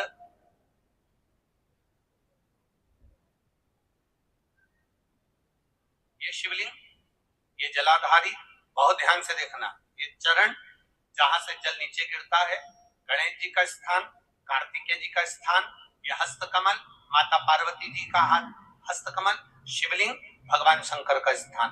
ऊपर से जो एक एक बूंद जल शिवलिंग के ऊपर गिर रहा है, शंकर भगवान की 5 बेटियां, जया, विषहरा, शामरीबारी, दौतली, देव। बीच में जो एक मोटी सी लाइन है, वो शंकर भगवान की छोटी लड़की, क्या नाम है? अशोक सुंदरी। ये पूरे शिवलिंग का वर्णन। 5 जगह पर बेलपत्र, 5 स्थान पर बेलपत्र, 12 महीने की शिवरात्रि। आप दूसरे के यहाँ काम कर रहे हो, नहीं है नौकरी, नहीं है काम, दूसरे के मकान में रह रहे हो, खुद का मकान भी नहीं, खुद का प्लाट भी नहीं, खुद की प्रॉपर्टी भी नहीं, बहुत संघर्ष की जिंदगी जी रहे हो, ठेला धका रहे, लॉरी चला रहे, गाड़ी चला रहे, ऑटो चला रहे, अपने लिए करने का प्रयास कर रहे।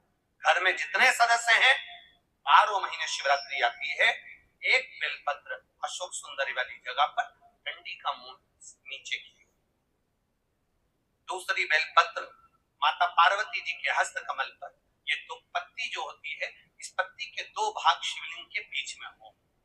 तीसरी बेलपत्र भगवान शंकर के शिवलिंग पर, डंडी का भाग आपके विपरीत दिशा में हो, विपरीत दिशा। चौथी बेलपत्र भगवान शंकर का जहां से जल बहकर जाता है, जमीन पर जो जल बहता है, जमीन पे से जो जल बहकर जाता है, चौथी बेलपत्र उस जमीन के जल पर जहां से वो पानी बहकर जा रहा है, पूरे शिवलिंग को छोड़कर जहां से पानी जमीन पर बहकर जा रहा है, उस स्थान पर। और 5वीं बेलपत्र नंदी का जो पांव ऊपर उठा हुआ है, उस पांव के पास में 5वीं बेलपत्र समर्पित करना। एक शिवरात्रि से लेकर 12 शिवरात्रि जो 1 वर्ष तक कर लेता है, 1 वर्ष अपनी कड़ी मेहनत के साथ में मेहनत पूरी करना, और ये 5 बेलपत्र हर महीने जो शिवरात्रि आती है, उस पे समर्पित करना प्रारंभ कर दीजिए और मेहनत करना प्रारंभ कर दीजिए। आपको आपके कर्म का फल मिलेगा। साल भर के अंदर आप अच्छे बनकर बैठ सकते। शिवरात्रि 12 महीने आती, 12 हर महीने शिव।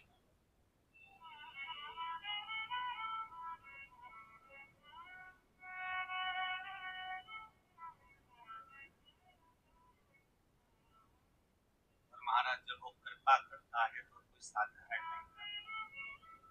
आपको पहले भी कथाओं में कहा, आपको पहले भी वर्णन किया, आपको पहले भी निवेदन किया, आपको पहले भी कहा, देवता देवता देते हैं तो पल्ला झाड़ कर देते हैं, देवता देते हैं तो पल्ला झाड़ कर देते हैं, और मेरा देवघर वाला देता है तो छप्पर फाड़ कर देता है। शिवलिंग का स्मरण आप करेंगे, बीच में जो एक मोटी सी लाइन होती है, इसको अशोक सुंदरी कर, सब लोग दर्शन करें, जम के बोलो जरा, करें। अशोक सुंदरी की जगह जहां पूरी हो जाती है, उसके बीच में शिवलिंग और उसके बीच में थोड़ी सी जगह खाली आती है, करें दर्शन, समझना जरा बहुत अच्छे से। जैसे ये अशोक सुंदरी की जगह है, हम निवेदन करेंगे आस्था चैनल वालों से भी और एलईडी वाले भी, जिनको एलईडी पर आप दर्शन करा रहे हैं वो पूरी तरह से करा। गणेश जी का स्थान, षडानंद कार्तिकेय का स्थान, अशोक सुंदरी का स्थान, बीच अशोक सुंदरी का जो स्थान पूरा हो जाता है, वहां से लेकर शिवलिंग के बीच में खाली जगह है, करें दर्शन, खाली जगह है। उस खाली स्थान की जो महत्वता, ये जो अशोक सुंदरी से लेकर बीच में जो जगह है, ये भगवान शंकर की जो धर्म पत्नी है माता पार्वती, उनकी जो योगनियां हैं, जो 64 योगनी, उनकी जो शक्ति पीठें हैं, उनकी जो सिद्धता है, उनकी जो सिद्धियां हैं, ये अशोक सुंदरी से शंकर के शिवलिंग के बीच में जो खाली जगह होती है, इस स्थान पर 64 योगनियां, देवियां, अष्ट सिद्धियां, नवनिधियां सब इस स्थान पर है। इसलिए हमारे यहाँ शिव महापुराण की कथा कहती है, पूर्ण पूजन के बाद अगर कोई नारी, कोई पुरुष, कोई बच्चा, कोई बुजुर्ग अपने मन की बात का स्मरण इस जगह पर हाथ को रखकर, जैसे किसी के हृदय पर हाथ रखते हैं तो दिल धड़कता हुआ स्मरण होता है, उसी तरह यहाँ स्पर्श करेंगे, और स्पर्श कर जब अपने मन की बात करते हैं तो देवाधिदेव महादेव नंदी के साथ आकर प्रदोष के दिन कार्य की सिद्धता, उस स्थान की मूलता, वो स्थान समझ में आएगी ना जगह, अरे बोलो तो जम के, नहीं समझ में आई हो तो एक बार फिर वापिस फिर समझो। स्थान देखिएगा, अपने को भगवान की कृपा से यहाँ नागपुर में शंकर जी का शिवलिंग कोई ने कागज का बनाकर यहाँ जो भेजा, ये काम बाबा की कृपा से आप लोगों के स्मरण के लिए आया। देखिएगा, गणेश जी का स्थान, कार्तिकेय जी का स्थान, बीच में ये आ गई अशोक सुंदरी की मोटी सी लाइन। अशोक सुंदरी की लाइन जहाँ खत्म होती है, वहां से जो शिवलिंग रखा है, इसके बीच की जो जगह है, ये जो बीच में अशोक सुंदरी के स्थान से लेकर शिवलिंग के स्थान के बीच में जो खाली जगह है, ये 64 योगिनियां, अष्ट सिद्धियां, नवनिधियां, सब कुछ मेरे देवाधिदेव महादेव ने माता पार्वती को अपने चित्तवृत्ति के साथ यहाँ अनुमति प्रदान कर रखी। वहां का स्पर्श, वहां का मात्र स्पर्श, और हमारे दिल की बात, शंभो, विषम परिस्थिति में फंसे हुए हो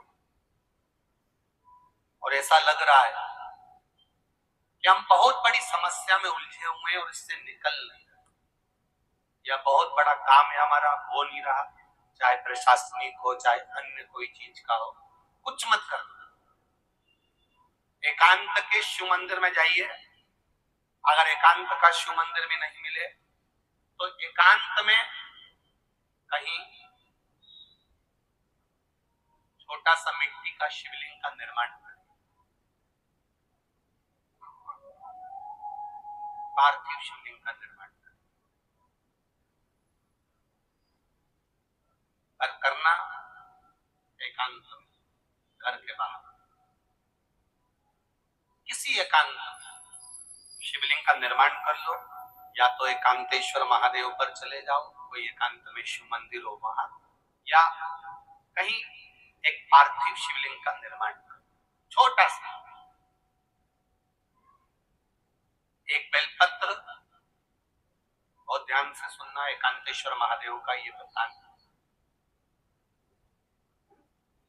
किसी विषम परिस्थिति में उलझे हुए हो, बहुत बड़ी समस्या सामने आकर खड़ी हो गई है, सबके हाथ जोड़ लिए, सबसे निवेदन कर लिया कि हमारा ये काम कर दो, नहीं हो रहा, सब दूर से मेहनत कर ली है, परिश्रम कर लिया है, परिश्रम तब भी जारी रखना। एक बेलपत्र, एक चावल का दाना, एक सफेद पुष्प, एक शमी का पत्ता, एक छोटी सी दुर्वा।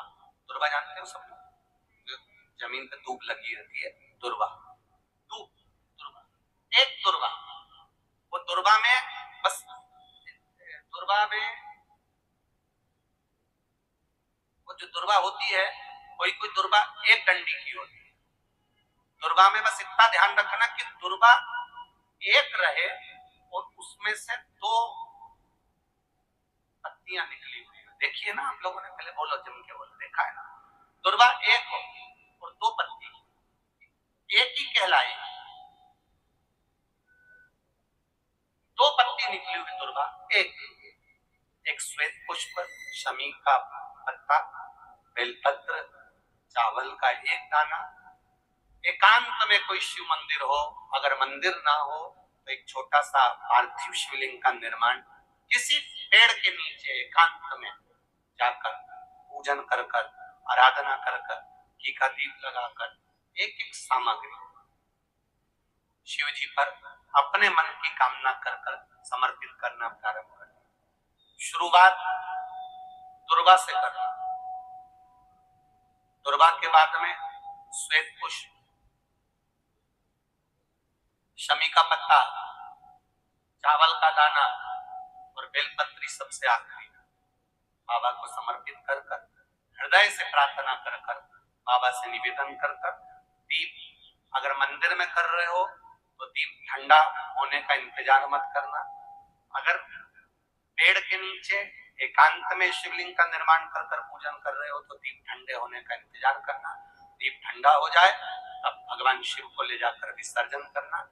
जो एक बेलपत्री है बस उसको घर लेकर आना, बाकी का सब विसर्जन कर कर आना। मेरा एकांतेश्वर महादेव उस कार्य में सफलता प्रदान करे। एकांतेश्वर महादेव की आराधना।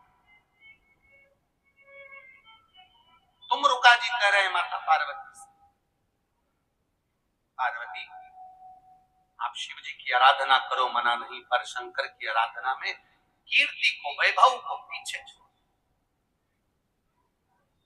एकांत में बैठा हुआ महादेव, एकांतेश्वर महादेव की मूलता यह कहती है, महत्वता यह कहती है कि आप अपने अहंकार से दूर हो जाओ, अहम से दूर होकर मेरे करीब में आओगे तो तुम्हें खाली नहीं रखूंगा, झोली भर कर ही भेजूंगा। वो एकांतेश्वर। ऐसी कावड़ का एक नियम रहा है, आप लोगों के स्मरण में होगा। जितने भारत के भूमि के, विश्व के लोग जितनी कथा कावड़ शिव महापुराण की कथा तिल्दा नेवरा में चल रही है, इसमें हम सुनेंगे कि कावड़ का नियम क्या होगा। कावड़ का जल किस जगह पर रख दिया जाए लाकर थोड़ा सा, कि जीवन में कभी संपदा की कमी ना हो। जिंदगी कावड़ का एक नियम होता है कि कावड़ को ये कंधे पर रखना है तो सिर के ऊपर से कभी नहीं लिया जाता। कावड़ को इस कंधे से इस कंधे पर लाना है तो सामने से लाया जाता है, पीछे से लाया जाता है, और सिर पर से पार कर उसको वापिस नहीं लाना।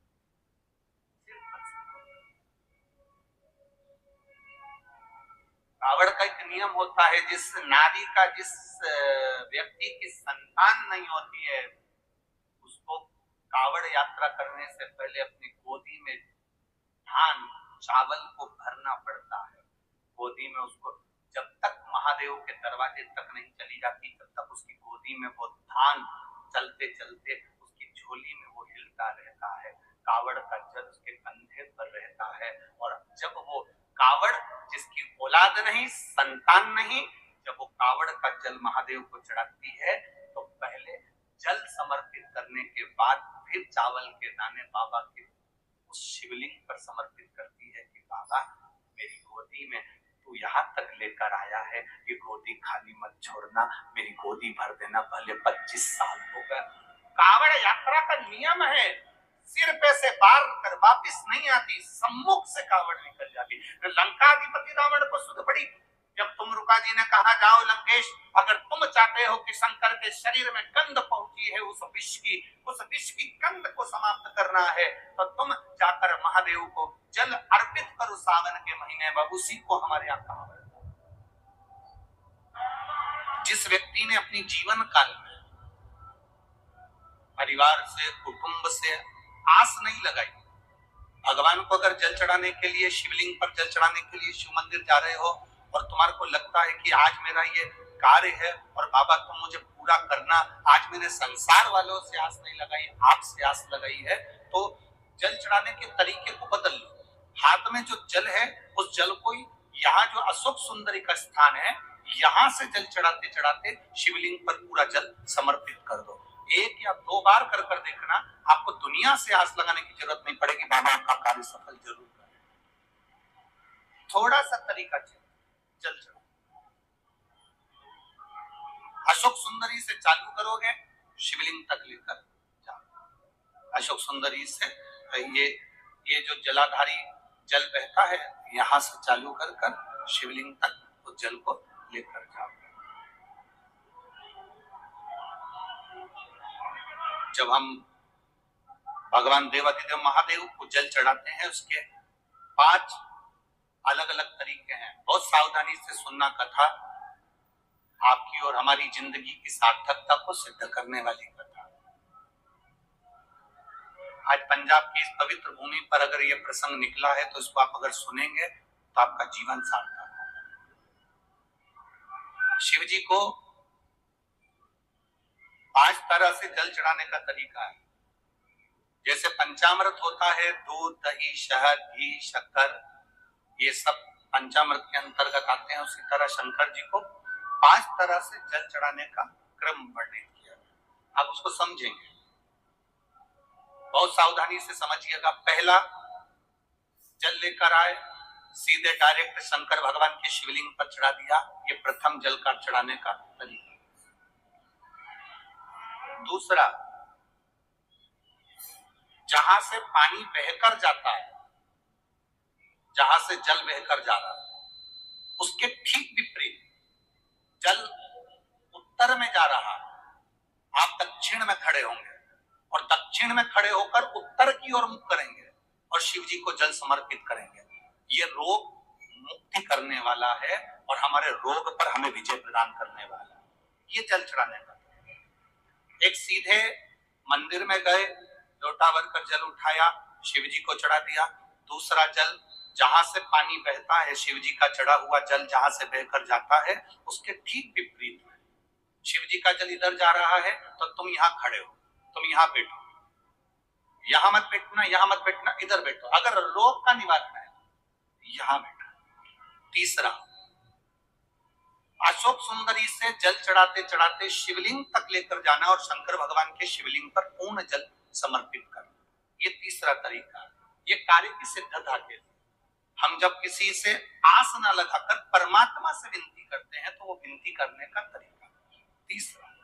चौथा, शिव जी पे चढ़ा हुआ जल 5 जगह पर समर्पित करना, गणेश जी, कार्तिकेय, अशोक सुंदरी, शिवलिंग और जलाधारी, ये चौथा क्रम है। जब जिस नारी का, जैसे एक पत्र है, देख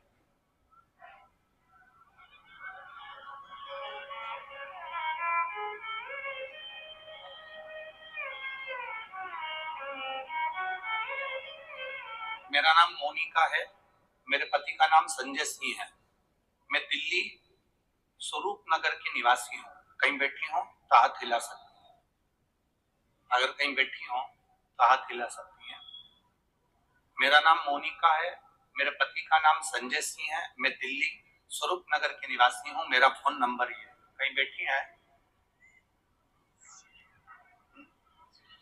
अच्छा, सीढ़ी पर, ठीक है, आप हाथ हिला दीजिए। श्री शिवाय नमस्तुभ्यं। ठीक है। कैमरे वालों को दिख गया है ना? ठीक है। भोले बाबा की कृपा का मैं क्या वर्णन करूं गुरुदेव।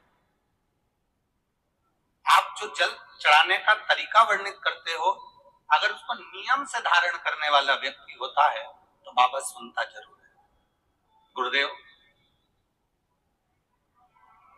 2013 में मेरी शादी हुई, मुझे संतान का सुख नहीं हुआ। 10 साल हो गए, औलाद नहीं हुई। दिल्ली का एक एक हॉस्पिटल जिसको हम दिखा सकते थे, अच्छे से अच्छा डॉक्टर जिससे हम जांच करा सकते थे, उसके अनुसार हमारे को संतान का सुख नहीं था।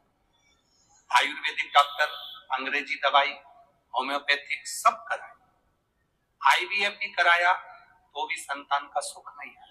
आखिरी में डॉक्टर ने कह दिया इधर उधर मत भटको, तुम्हें संतान नहीं होगी।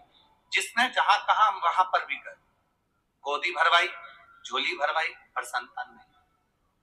गुरुदेव मेरे बाबा की कृपा किसको कहते हैं। आपने बेलपत्री के वृक्ष के नीचे जल चढ़ाना, उसमें से जल बचाकर शिव जी को समर्पित करना, सफेद आंकड़े की जड़ का प्रयोग करना, ये बताया था। और मेरे बाबा की कृपा से मेरा गर्भ ठहरा। मेरे बाबा ने मुझे आज 10 साल के बाद औलाद दी है। मैं उसको यहाँ प्रणाम कराने के लिए लेकर आई हूँ, उसको नमन कराने। बच्चा लाए हैं क्या साथ में? बाबू को लाए हैं क्या? नहीं लाए? ठीक है, मैं प्रणाम करने के लिए लाई। गुरुदेव बाबा बाबा बैठिए बहन, शिव तत्व है। एक जल चढ़ाने का तरीका, शिव जी को हम जो जल चढ़ाते हैं उसका एक तरीका भी हमारी जिंदगी में अगर हमने उसको स्मरण में रख लिया तो हमारी कार्य की सिद्धता को सिद्ध कर देता, हमें सफलता की ओर लेकर चलेगा। सीधे जल चढ़ाना, दक्षिण में बैठकर उत्तर की ओर मुख कर कर जल चढ़ाना, अशोक सुंदरी से लेकर शिवलिंग तक जल चढ़ाना, 5 स्थान पर गणेश, कार्तिकेय, अशोक सुंदरी, जलाधारी, शिवलिंग पर जल चढ़ाना 5 स्थान पर, ये चौथे नंबर का। और 5वां जल समर्पित कर,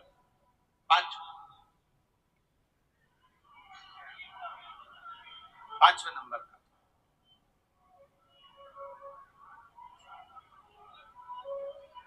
शिव जी को 5म नंबर का जो जल आता है, जो जलाधारी है, ऊपर जिसमें पानी भरा रहता है और नीचे एक एक बूंद टपकता रहता है, जलाधारी में जल समर्पित कर कर उसी जल को बचाकर अशोक सुंदरी वाली जगह पर थोड़ा सा चढ़ाकर उसी में से जल शिवलिंग पर जब हम समर्पित करते हैं तो हम जिस कार्य के लिए जा रहे हैं वो कार्य सफल होता ही है।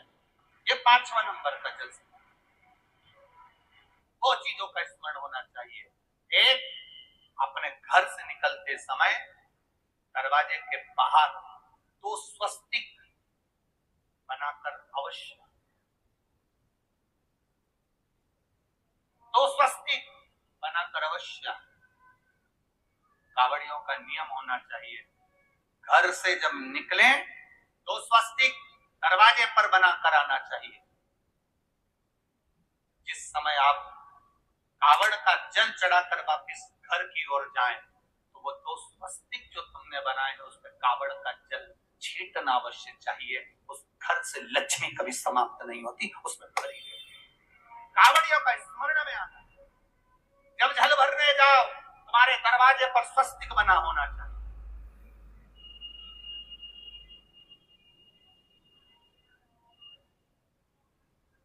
तुम्हारे दरवाजे पर 2 स्वस्तिक का स्मरण होना चाहिए। मेरा शिव, मेरे गोरा, मेरा गणेश, मेरी रिद्धि, मेरी सिद्धि, मेरे देव नारायण, लक्ष्मी, राम, सीता, मेरे कृष्ण, मेरी राधा, सब वहीं पर विराजमान। सर्वस्व में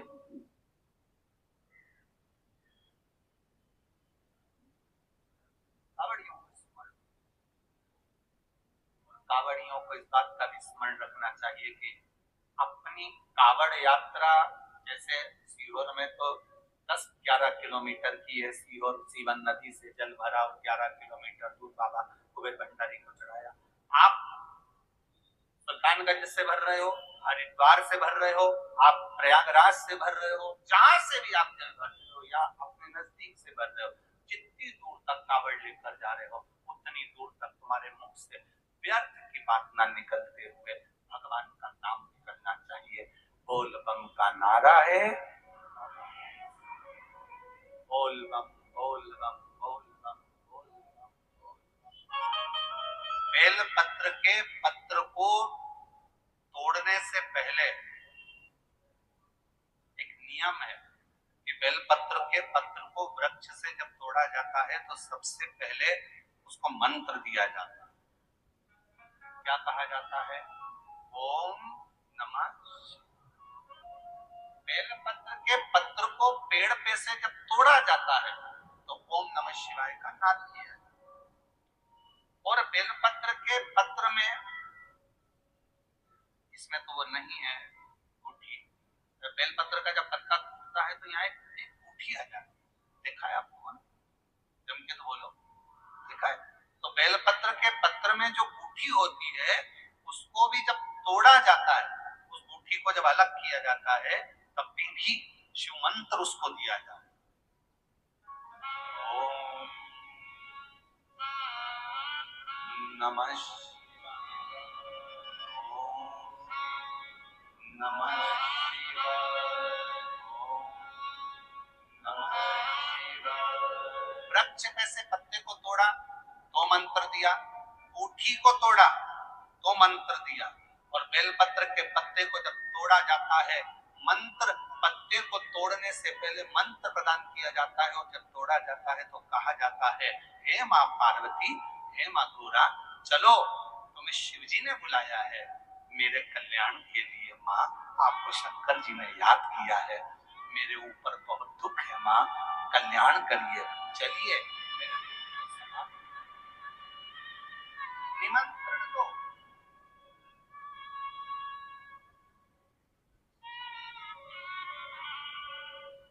पहले नंबर पर क्या देना है बेलपत्र के पत्र को तोड़ने से पहले? जम के बोलो, मंत्र। दूसरे नंबर पर क्या देना है बेलपत्र के पत्र को चलने का? जम के बोलो, निमंत्रण। माँ पार्वती जी से कहो, हे माँ गौरा, हे माँ पार्वती, हे माँ चलिए, आपको शिव जी ने याद किया है। माँ, हे माँ पार्वती, हे माँ गौरा, मेरे कल्याण के लिए, मेरे दुख को दूर करने के लिए, मेरी तकलीफों को हरने के लिए, हे माँ गौरा, मेरे कष्ट को समाप्त करने के लिए, माँ गौरा, मेरा भंडार करने के लिए आपको शिव जी ने याद किया है, निमंत्रण दो।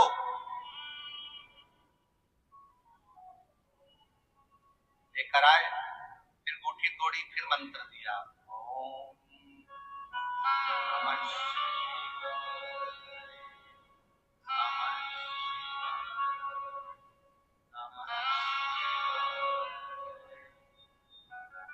अब गुरुजी ने पूछा कि तुमने मंत्र दिया? नहीं। तुमने निमंत्रण दिया? नहीं। तो फिर तुम्हें क्या हक है कि बेलपत्र का पत्र तोड़ो? शिव महापुराण की कथा तो कितनी बड़ी बात कहती है, बेल पत्र के पत्र को सीधे पेड़ में से तोड़ कर लेकर आना चाहिए। बेल पत्र की डंडी, कई माताओं की, कई भाइयों की आदत थी, बड़ी सी डंडी होती है, उसको वहां से काट लिया, तोड़ लिया, पूरी की पूरी डंडी तोड़ कर लिया है, फिर घर पर आकर उसमें से पत्तियां तोड़ ली, जो डंडी थी उसको पटक दिया। ना,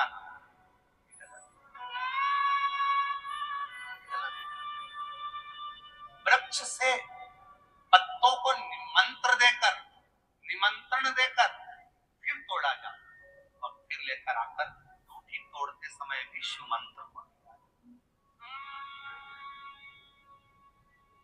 कुछ नियम है बेलपत्र के, उसको धारण करना चाहिए। कुछ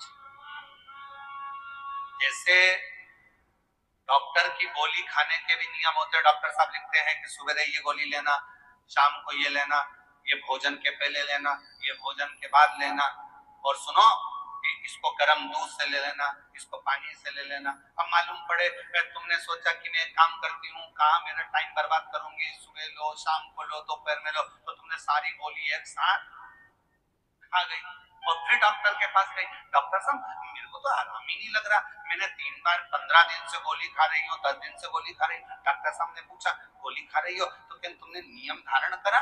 हाँ, क्या क्या नियम धारण करा? सुबह की गोली सुबह खाई, भूखे पेट की भूखे पेट खाई, भोजन के बाद की भोजन के बाद खाई। नहीं नहीं नहीं, मेरे पास समय नहीं रहता, इसलिए सारी की सारी एक साथ खा गई। डॉक्टर ने कहा इसीलिए तो दवाई असर नहीं कर रही है। दवाई खाने का भी तरीका होता है, हमारे सेठ नहीं है, दवाई खाने का भी तरीका होता है। दवाई को खाने का भी एक तरीका है, उस दवाई को खाओगे स्वस्थ हो जाओगे, रोग मुक्त हो जाएगा। तो दवाई के खाने का भी तरीका है। उसी तरह गुरु कह रहे हैं, संत ने कहा कि तुमने गलती,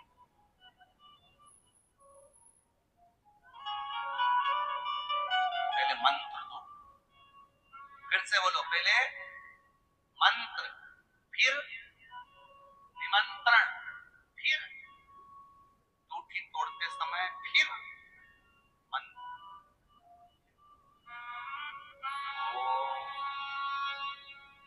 नमः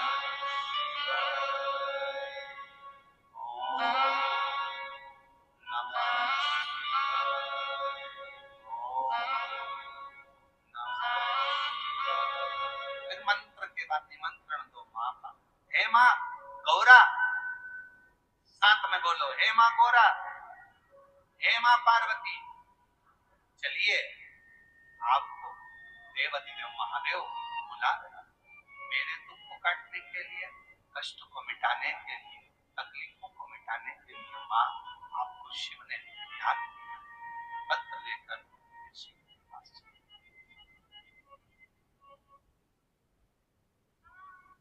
आप में से कई माताएं ऐसी बैठी हैं, कई भाई ऐसे बैठे हैं, कई बच्चे, कई बेटियां ऐसी बैठी हैं, जरा कथा को सुन रहे होंगे तो उनके स्मरण में आएगा। जितने लोग आस्था चैनल पर सुन रहे हैं वो भी ध्यान लगाकर सुनना, और जितने लोग फेसबुक यूट्यूब पर सुन रहे हैं वो भी ध्यान लगाकर सुनना। कई लोग ऐसे हैं जिनके अंदर नेगेटिवता आती है। नेगेटिवता मतलब घर में बेटी बेटी सोचती है मेरे बेटे के साथ भी एक्सीडेंट तो नहीं हो जाएगा, कहीं मेरे पति को कुछ हो तो नहीं जाएगा।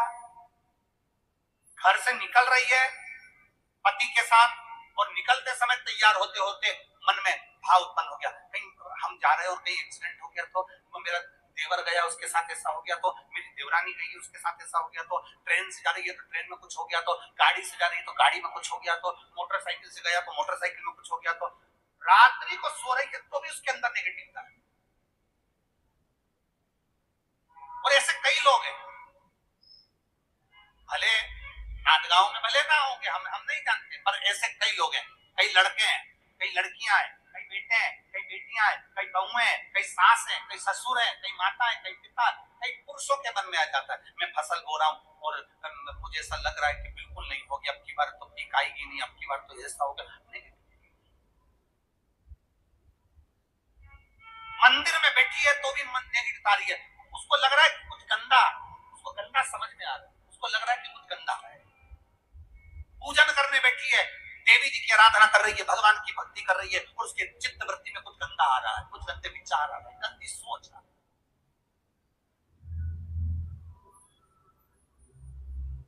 अपने अंदर गंदे विचार, गलत सोच आ रही है।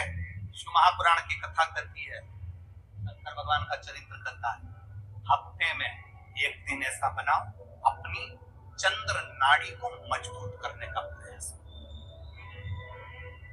जब तुम्हारे गलत विचार आ रहे हो ना, गलत सोचने में आ रहा हो, उसके साथ ऐसा नहीं हो जाए, मेरे पति गए उनके साथ ऐसा नहीं हो जाए, मेरा बेटा स्कूल जा रहा है उसके साथ ऐसा नहीं हो जाए, मेरे साथ में ऐसा नहीं हो जाए, जरा सी हाथ दुखा तो लगा कि कहीं मुझे बड़ी बीमारी तो नहीं होगी, जरा सा एक छोटी सी भी फुंसी हो जाए ना, एक छोटी सी भी गांठ आ जाए शरीर में, तो ऐसा ना लगने लगे कि मुझे कहीं कैंसर जैसा रोग तो नहीं हो जाएगा, कहीं मुझे बड़ी बीमारी तो नहीं हो जाएगी, नहीं जरा सा किडनी में दिक्कत आई, पानी पीने में दिक्कत आई, कहीं आंखों में दिक्कत आई तो कोई बड़ी बीमारी तो नहीं। नेगेटिव, गलत सोच, गलत विचार, गलत दृष्टि। ऐसे कई लोग हैं जिनकी सोच में ये गलत चीजें आती रहती। और प्रयास करना पितृपक्ष की, आज रवि प्रदोष की इस कथा को सुनकर प्रयास कर देखना क्या करना है हमको। अगर ऐसे गलत विचार आ रहे हैं, गलत सोच आ रही है, गलत दृष्टि आ रही है, गलत विचार हमारे भीतर आ रहे हैं, गलत सोच हमारे भीतर आ रही है, एक काम करो, एक बेलपत्र लीजिए, सावधानी से समझ लें, एक बेलपत्र बेलपत्र की ये जो दो डंडी है और एक बीच की डंडी है, इसके मध्य की जो जगह है, केबल वाले अगर दिखा रहे होंगे आप लोग बीच की पत्ती और ये दो पत्ती के बीच में जो जगह है, उस बीच वाली जगह पर नीला चंदन पूरे तरह से उसका लेकर बीच वाली पत्ती दो पत्ती अब मैंने एक बार आप करोगे आपको दूसरे अंदर आपके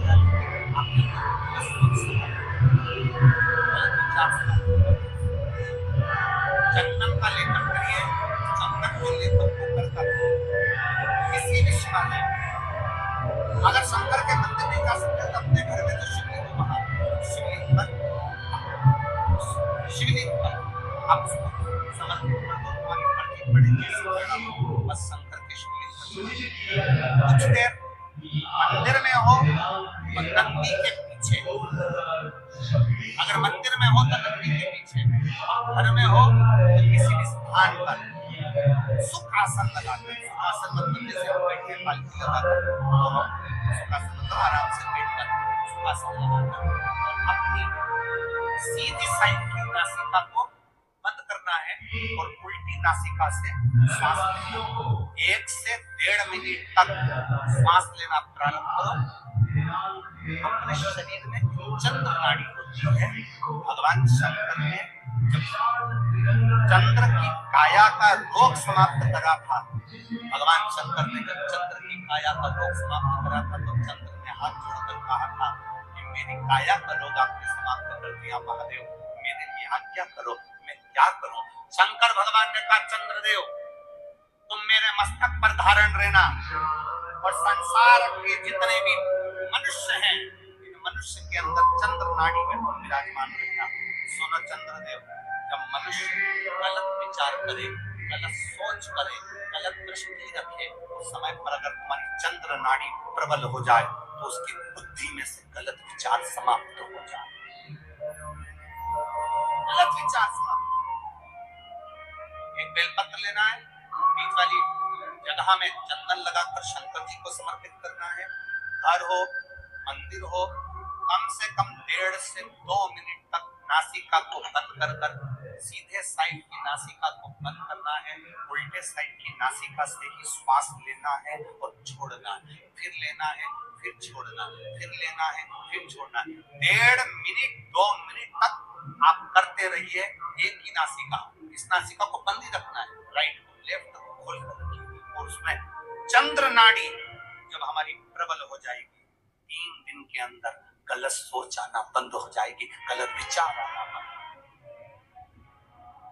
गंदा दिख रहा है, गंदा सोच रहे हैं, बेटा कॉलेज गया तो मन में आ गया, विचार में आ गया मेरे बेटे के साथ कुछ ना हो जाए, बेटी कहीं गई है तो गलत विचार आ गया, पति कहीं गया तो गलत विचार आ गया, अपन कहीं जा रहे हैं तो गलत विचार आ गया, हाथ दुख रहा है तो ऐसा लगने लगा कि शरीर में कोई बीमारी आ गई, जैसे ही शरीर में मुख में स्वाद नहीं आ रहा तो ऐसा लगा कि मेरे को बड़ी बीमारी हो गई, थोड़ी सी गठान हो गई तो मन में आया कि कैंसर जैसा रोग ना हो गया। गलत विचार, गलत सोच, गलत दृष्टि। आज के जमाने में हर व्यक्ति गलत सोच को अपनी बुद्धि में भर रहा है, उसका कारण है उसकी चंद्र नाड़ी प्रबल नहीं हो पा रही है। चंद्र नाड़ी को सक्रिय करने का प्रयास करें। जब सक्रिय कैसे करेंगे, हमारी सीधी नासिका को हम बंद करेंगे, उल्टी नासिका से ही श्वास लेंगे, 1 से 1.5 मिनट 2 मिनट तक आप प्रतिदिन करना प्रारंभ करिए। 5 दिन 4 दिन 3 दिन के अंदर गलत सोच आना बंद हो जाएगी और आप अपने वापस स्वच्छ स्वस्थ चंद्र नाड़ी। अच्छा, बड़ी खुशी होती है जब शंकर जी के मंदिर में कोई जाके झाड़ू लगाए, पोछा लगाए, तो उसको देखकर इसलिए प्रसन्नता होती है कि मेरे भोले बाबा की डायरी में इसकी तनख्वाह चालू हो गई। आज जितने लोग कावड़ भरने के लिए आए हैं कुबेरेश्वर बाबा की इस पवित्र धरा पर, जितने भारत देश से लोग कावड़ भरने के लिए आ रहे हैं, रोज प्रतिदिन हजारों हजार शिव भक्त रोज कावड़ चढ़ा। और आज भी अगर आप लोग दर्शन कर रहे होंगे, जितने लोग आस्था चैनल पर कथा सुन रहे हैं, जितने फेसबुक यूट्यूब पर कथा सुन रहे हैं, जितने टीवी के सामने बैठकर कथा सुन रहे हैं, तो आज सावन के महीने की पहली सोमवारी है, पहला सोमवार है और हजारों शिव भक्त बाबा की कावड़ ले लेकर हजारों बोल बम बोल बम बोल बम बोल बम बोल बम, और आप लोग जो बैठे हो वो भी लेके आए हो बोल बम बोल बम। हजारों शिव भक्त बाबा की कावड़ लेकर। अब लोग क्या समझते हैं कि कावड़ चढ़ाने वाले तो ऐसे ही होंगे। हर कोई पूछे कि कावड़ चढ़ाने का फल क्या है, तो कहा ये ज्वाइनिंग लेटर है। कंपनी में जॉब करने के लिए, सरकार में जॉब करना है या कंपनी में जॉब करना है, किसी बैंक में जॉब करना है या हॉस्पिटल में जॉब करना है या किसी बिल्डिंग में जॉब करना है, कहीं पर भी आप जॉब कर रहे हैं, नौकरी कर रहे हैं, तो उसका ज्वाइनिंग लेटर कहाँ से मिलेगा? तो कहा अगर किसी कंपनी में आप जॉब कर रहे हैं तो उसका ज्वाइनिंग लेटर आपको सावन के महीने से जो 2 लोटा जल आप शिव जी को चढ़ाते हो, बस वो 2 लोटा जल से आपका ज्वाइनिंग लेटर मिल जाता है। इसके बाद तनख्वाह देना मेरा भोले बाबा चालू कर देगा। मेरा शिव जी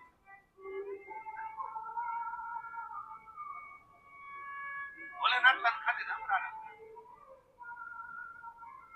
शिव जी तनख्वाह देना प्रारंभ। अब आपको ये विचार नहीं करना कि मैंने कावड़ चढ़ाई तो मेरा भोले बाबा क्या करेंगे, मेरा भोले बाबा मेरे जल को स्वीकार करेंगे कि नहीं करेंगे, मेरे शंकर भगवान जल को स्वीकार करेंगे कि नहीं करेंगे। पर शिव तत्व कह रहा है, भगवान शंकर की पवित्र कथा कर रही है, शिव महापुराण की कथा कहती है कि जब आपने भगवान देवदेव महादेव को कावड़ चढ़ाई, जब आपने शिव जी को कावड़ चढ़ाई और कावड़ चढ़ाने के बाद भोलेनाथ ने आपको अपना ज्वाइनिंग लेटर दे दिया कि आज से तेरे जीवन के जितने दुख हैं, तेरे जीवन की जितनी तकलीफें हैं, तेरे जीवन के जितने कष्ट हैं, वो सारे कष्ट मेरे हो गए। आज से तेरा परिवार मेरा हो गया और उसका भरण पोषण मुझे करना है।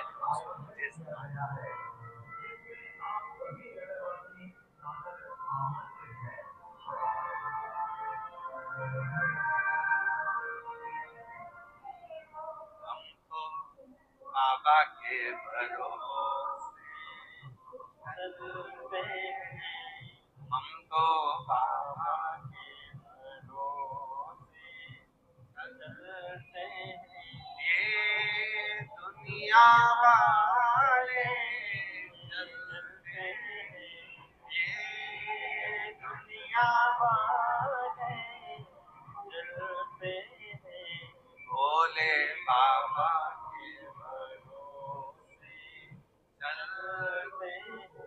डमरू वाले के भरोसे,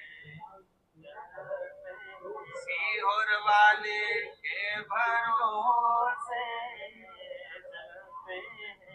सीहोर वाले के भरोसे चलते हैं, हम तो बाबा के भरोसे चलते हैं, हम तो बाबा के बस यही। आज अगर हम देवदीदम, आप हरिद्वार जा रहे हो, नीलकंठ पर कावड़ चढ़ा रहे हो, आप काशी जा रहे हो, गंगा जी का जल भरकर कावड़ चढ़ा रहे हो, आप देवघर जा रहे हो, जल भरकर कावड़ चढ़ा रहे हो, आप महाकालेश्वर जा रहे हो, शिप्रा का जल भरकर, नर्मदा जी का जल भरकर कावड़ चढ़ा रहे हो, आप ओमकारेश्वर जा रहे हो, वहां जल भरकर चढ़ा रहे हो, आप सीहोर आ रहे हो, मां सीवन का जल भरकर कावड़ चढ़ा रहे हो। खुश होकर जाना बाबा के भरोसे और कहकर जाना बाबा आज से मेरा ज्वाइनिंग लेटर मिल गया, अब आज से मेरी तनख्वाह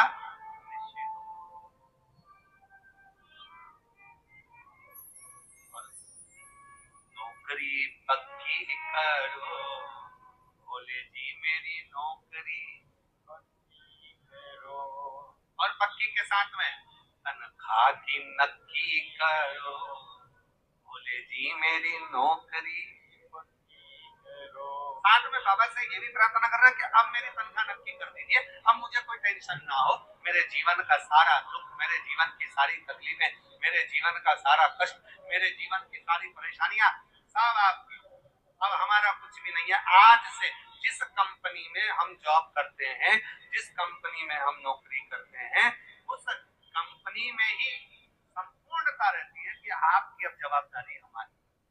सीहोर की कावड़ का एक नियम है, आप लोगों ने सुना है कि नहीं सुना, वो हमको नहीं। अपने घर से जब कावड़ भरने के लिए सीहोर आते हो तो अपने घर के दरवाजे पर 2 स्वास्तिक बनाकर आते, 2 स्वास्तिक नहीं बनाकर आते तो जाकर बनाते हो। सीहोर कावड़ भरने आने वाले 2 स्वस्तिक अपने दरवाजे पर बनाकर आते, और अगर बनाकर नहीं आते हैं तो यहाँ से जल चढ़ाने के बाद जाते हैं तो 2 स्वस्तिक बनाते। और जो 2 स्वस्तिक दरवाजे पर बनाए जाते हैं, एक इधर जो बनाया जाता है, जो सीहोर में कावड़ चढ़ती है, उस कावड़ का अगर थोड़ा सा भी जल तुम्हारी कावड़ के लोटे में अगर अंश मात्र भी जरा सा भी अगर है तो उसको दोनों जगह पर छीट दिया जाता है। क्यों? क्योंकि बाबा का ये प्रसाद हमारे द्वार पर रहे और हमारे घर का भंडार जिंदगी भर भरा रहे, कभी खाली हमारे घर में शुभ शुभ कार्य होते रहे, नित्य नूतन नूतन उत्सव होते रहे, नित्य आनंद होता है।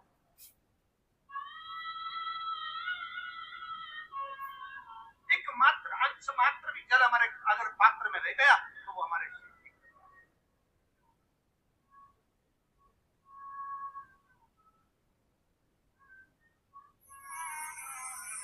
और निवेदन करूं आप सबसे, जितने शिव महापुराण की कथा को श्रवण कर रहे हैं, 25 अगस्त को जब आप बाबा की भौम प्रदोष की कावड़ बन रहे हैं, हमारे यहाँ जितने प्रदोष होते हैं, रवि प्रदोष, शनि प्रदोष, जिस बार को प्रदोष पड़ता है उसको वो प्रदोष के नाम से पुकारा जाता है। रविवार को पड़ा तो रवि प्रदोष, सोमवार को पड़ा तो सोम प्रदोष, बुधवार को पड़ा तो बुध प्रदोष, मंगल को पड़ा तो भौम प्रदोष।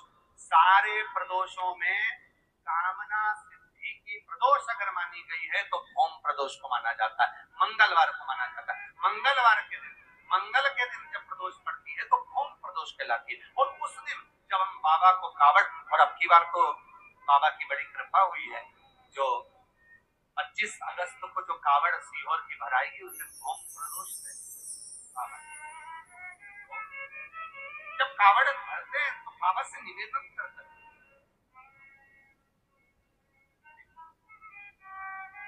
इसलिए हमने संपूर्ण बेटा बेटियों से कहा आप आना अपना भाव लेकर, भगवान को जल चढ़ाना अपना भाव रखकर, और बाबा से प्रार्थना कर कर जाना कि बाबा मेरी अच्छी, बहुत अच्छी जॉब लगना चाहिए, बहुत अच्छी मेरी एजुकेशन होना चाहिए, मैं जो लक्ष्य लेकर आगे बढ़ी हूँ वो मेरा लक्ष्य पूर्ण होना चाहिए। और अपनी मेहनत को 4 गुना, परिश्रम 4 गुना करो और शिव जी पर लोटा भर जल चढ़ा। आज व्यक्ति क्या करता है कि वो विचार करता है कि मैं मंदिर चले गया और मैं पढ़ाई ना करूं, मैं किसी को अपना हाथ दिखाया आया और उसने कह दिया तेरे भाग्य में नौकरी नहीं है सरकारी और तुम घर में बैठ गए ना, उसने बताया ना कि तेरे भाग्य में सरकारी नौकरी नहीं है तो तू 4 गुना पढ़ाई करना प्रारंभ कर। अब उसके वचन को टाल कर बता, इतनी मेहनत कर, इतनी मेहनत कर कि उसके वचन पलट जाए और तेरी सरकारी नौकरी लग जाए, तो तू शिव पर भरोसा तो कर, अपनी मेहनत, अपनी लगन, अपना परिश्रम कर कर आगे बढ़ो, सारी समस्या का हल सावन में।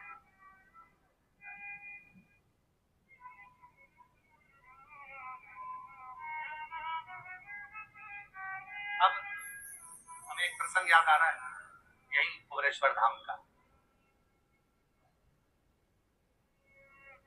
एक लड़की की उम्र होगी,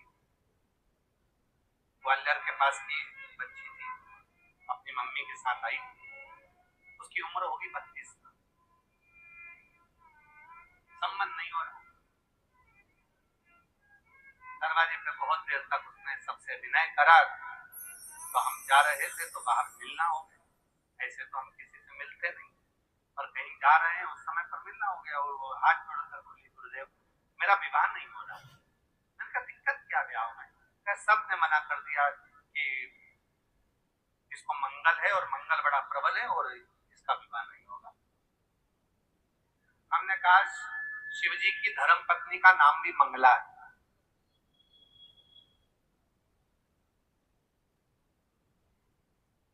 रोज प्रतिदिन एक लाल कलर का फूल लेकर माता मंगला को देना प्रारंभ कर, मम्मी पापा को बोल लड़के खोजना प्रारंभ करें, माँ मंगला तेरे सारे मंगल दोष का निवारण करेगी और एक दिन ऐसा आएगा कि तू अपने पति के साथ कुबरेश्वर धाम आए। ये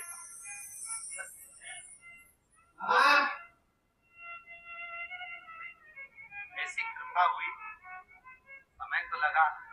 1.5 वर्ष के बाद वो अपने पति के साथ बाबा को धोख लगाने आई कि लोग कह रहे थे मेरा विवाह नहीं होगा, पर हमने विचार कर लिया कि हमारा विवाह नहीं होगा। हमने विचार कर लिया। आप सोचोगे मेरे घुटने में कोई रोग हो गया, घुटने में कोई रोग हो गया तो घुटने में रोग होएगा जरूर। आपने सोच लिया मेरे शरीर में गठान हुई है, वो गठान कहीं बेकार तो नहीं है, वो गठान कहीं कैंसर की तो नहीं है, वो गठान इतनी बेकार तो नहीं है। जब बार बार मन में लेकर आओगे कि वो गठान ऐसी, वो गठान ऐसी, वो गठान ऐसी, तो वो रोग आ जाएगा। आप जिसका स्मरण कर रहे हो, आपने विचार कर लिया गठान तो होती रहती, टल जाएगी। शिव जी कृपा करेंगे, एक लोटा जल चढ़ाऊंगी, आचमन करूंगी, गठान पर लगाऊंगी, मिट जाएगी। तो वो गठान मिट जाए और तुमने उसका मनन चिंतन करा कि वो रोग नहीं हो जाए, वो बीमारी नहीं आ जाए, वो बीमारी नहीं आ जाए, वो बीमारी नहीं हो जाए, तो वो अच्छा विचार, अच्छी सोच, अच्छे विचार में और जब हम गलत विचार करते हैं, गलत सोच रखते हैं तो वो गलत होता है। काशी में पार्वती जी ने भगवान शिव से एक प्रश्न, काशी, अब शिव जी से प्रश्न क्या करा माता पार्वती ने? माता पार्वती जी बोली बाबा मेरे मन में एक प्रश्न। बोले बाबा। शिव जी ने पूछा बोलो क्या प्रश्न? प्रश्न इतना सा है कि कली काल में इतने सारी बीमारियां नई नई डिजाइन की हो जाएंगी। आज के जमाने में कितनी सारी बीमारी, कहीं बीपी की, कहीं शुगर की, कहीं थायराइड की, कहीं कुछ हो गया, कहीं कुछ हो गया, कहीं कुछ हो गया, कितनी सारी, कहीं लीवर गड़बड़ हो गया, कहीं किडनी गड़बड़ हो गई, कहीं कुछ गड़बड़ हो गया, कहीं घुटना गड़बड़ हो गया, कहीं कहीं पूरा फर्नीचर ही गड़बड़ हो गया। तो शरीर कहीं ना कहीं कोई ना कोई बीमारी बनी हुई है। कभी दांत में दर्द हो गया, कभी जीवान में दर्द हो गया, कभी कानों में दर्द हो गया, और नी भी हो तो थोड़ा बहुत हमारा साउंड वाला दर्द करवा देता। तो अब मान लो हो गया थोड़ा थोड़ा। तो ये सारे नई नई जो बीमारियां हो रही है, नई नई जो बीमारियां चल रही है, तो ये बीमारियों को रोकने का सबसे सुंदर तरीका कौन सा है? कौन सी औषधि है जो सारी बीमारियों का हल कर सकती है? तो भगवान शंकर बोलते हैं पार्वती तो चिंता मत कर, मैंने बीमारी को आधा करने के लिए संसार में लोगों को जन्म दिया।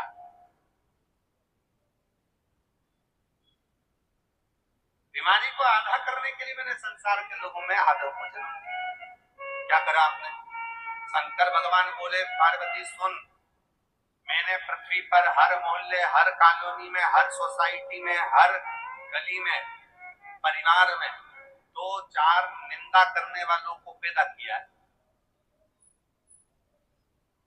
चुगली करने वालों को पैदा किया है। पार्वती जी पूछी वो क्यों? शंकर भगवान बोले सुन पार्वती, जिस गली में, जिस मोहल्ले में, जिस सोसाइटी में, जिस कॉलोनी में, जिस नगर में, जिस गांव में, जिस मोहल्ले में, जिस परिवार में निंदा वाले नहीं होंगे तो लोग ज्यादा बीमार पड़ेंगे। इसलिए निंदा करने वाले अगर होंगे तो बीमारी थोड़ी बहुत होगी, कम कम होगी। आधी बीमारी निंदा करने वाला उसकी निंदा कर कर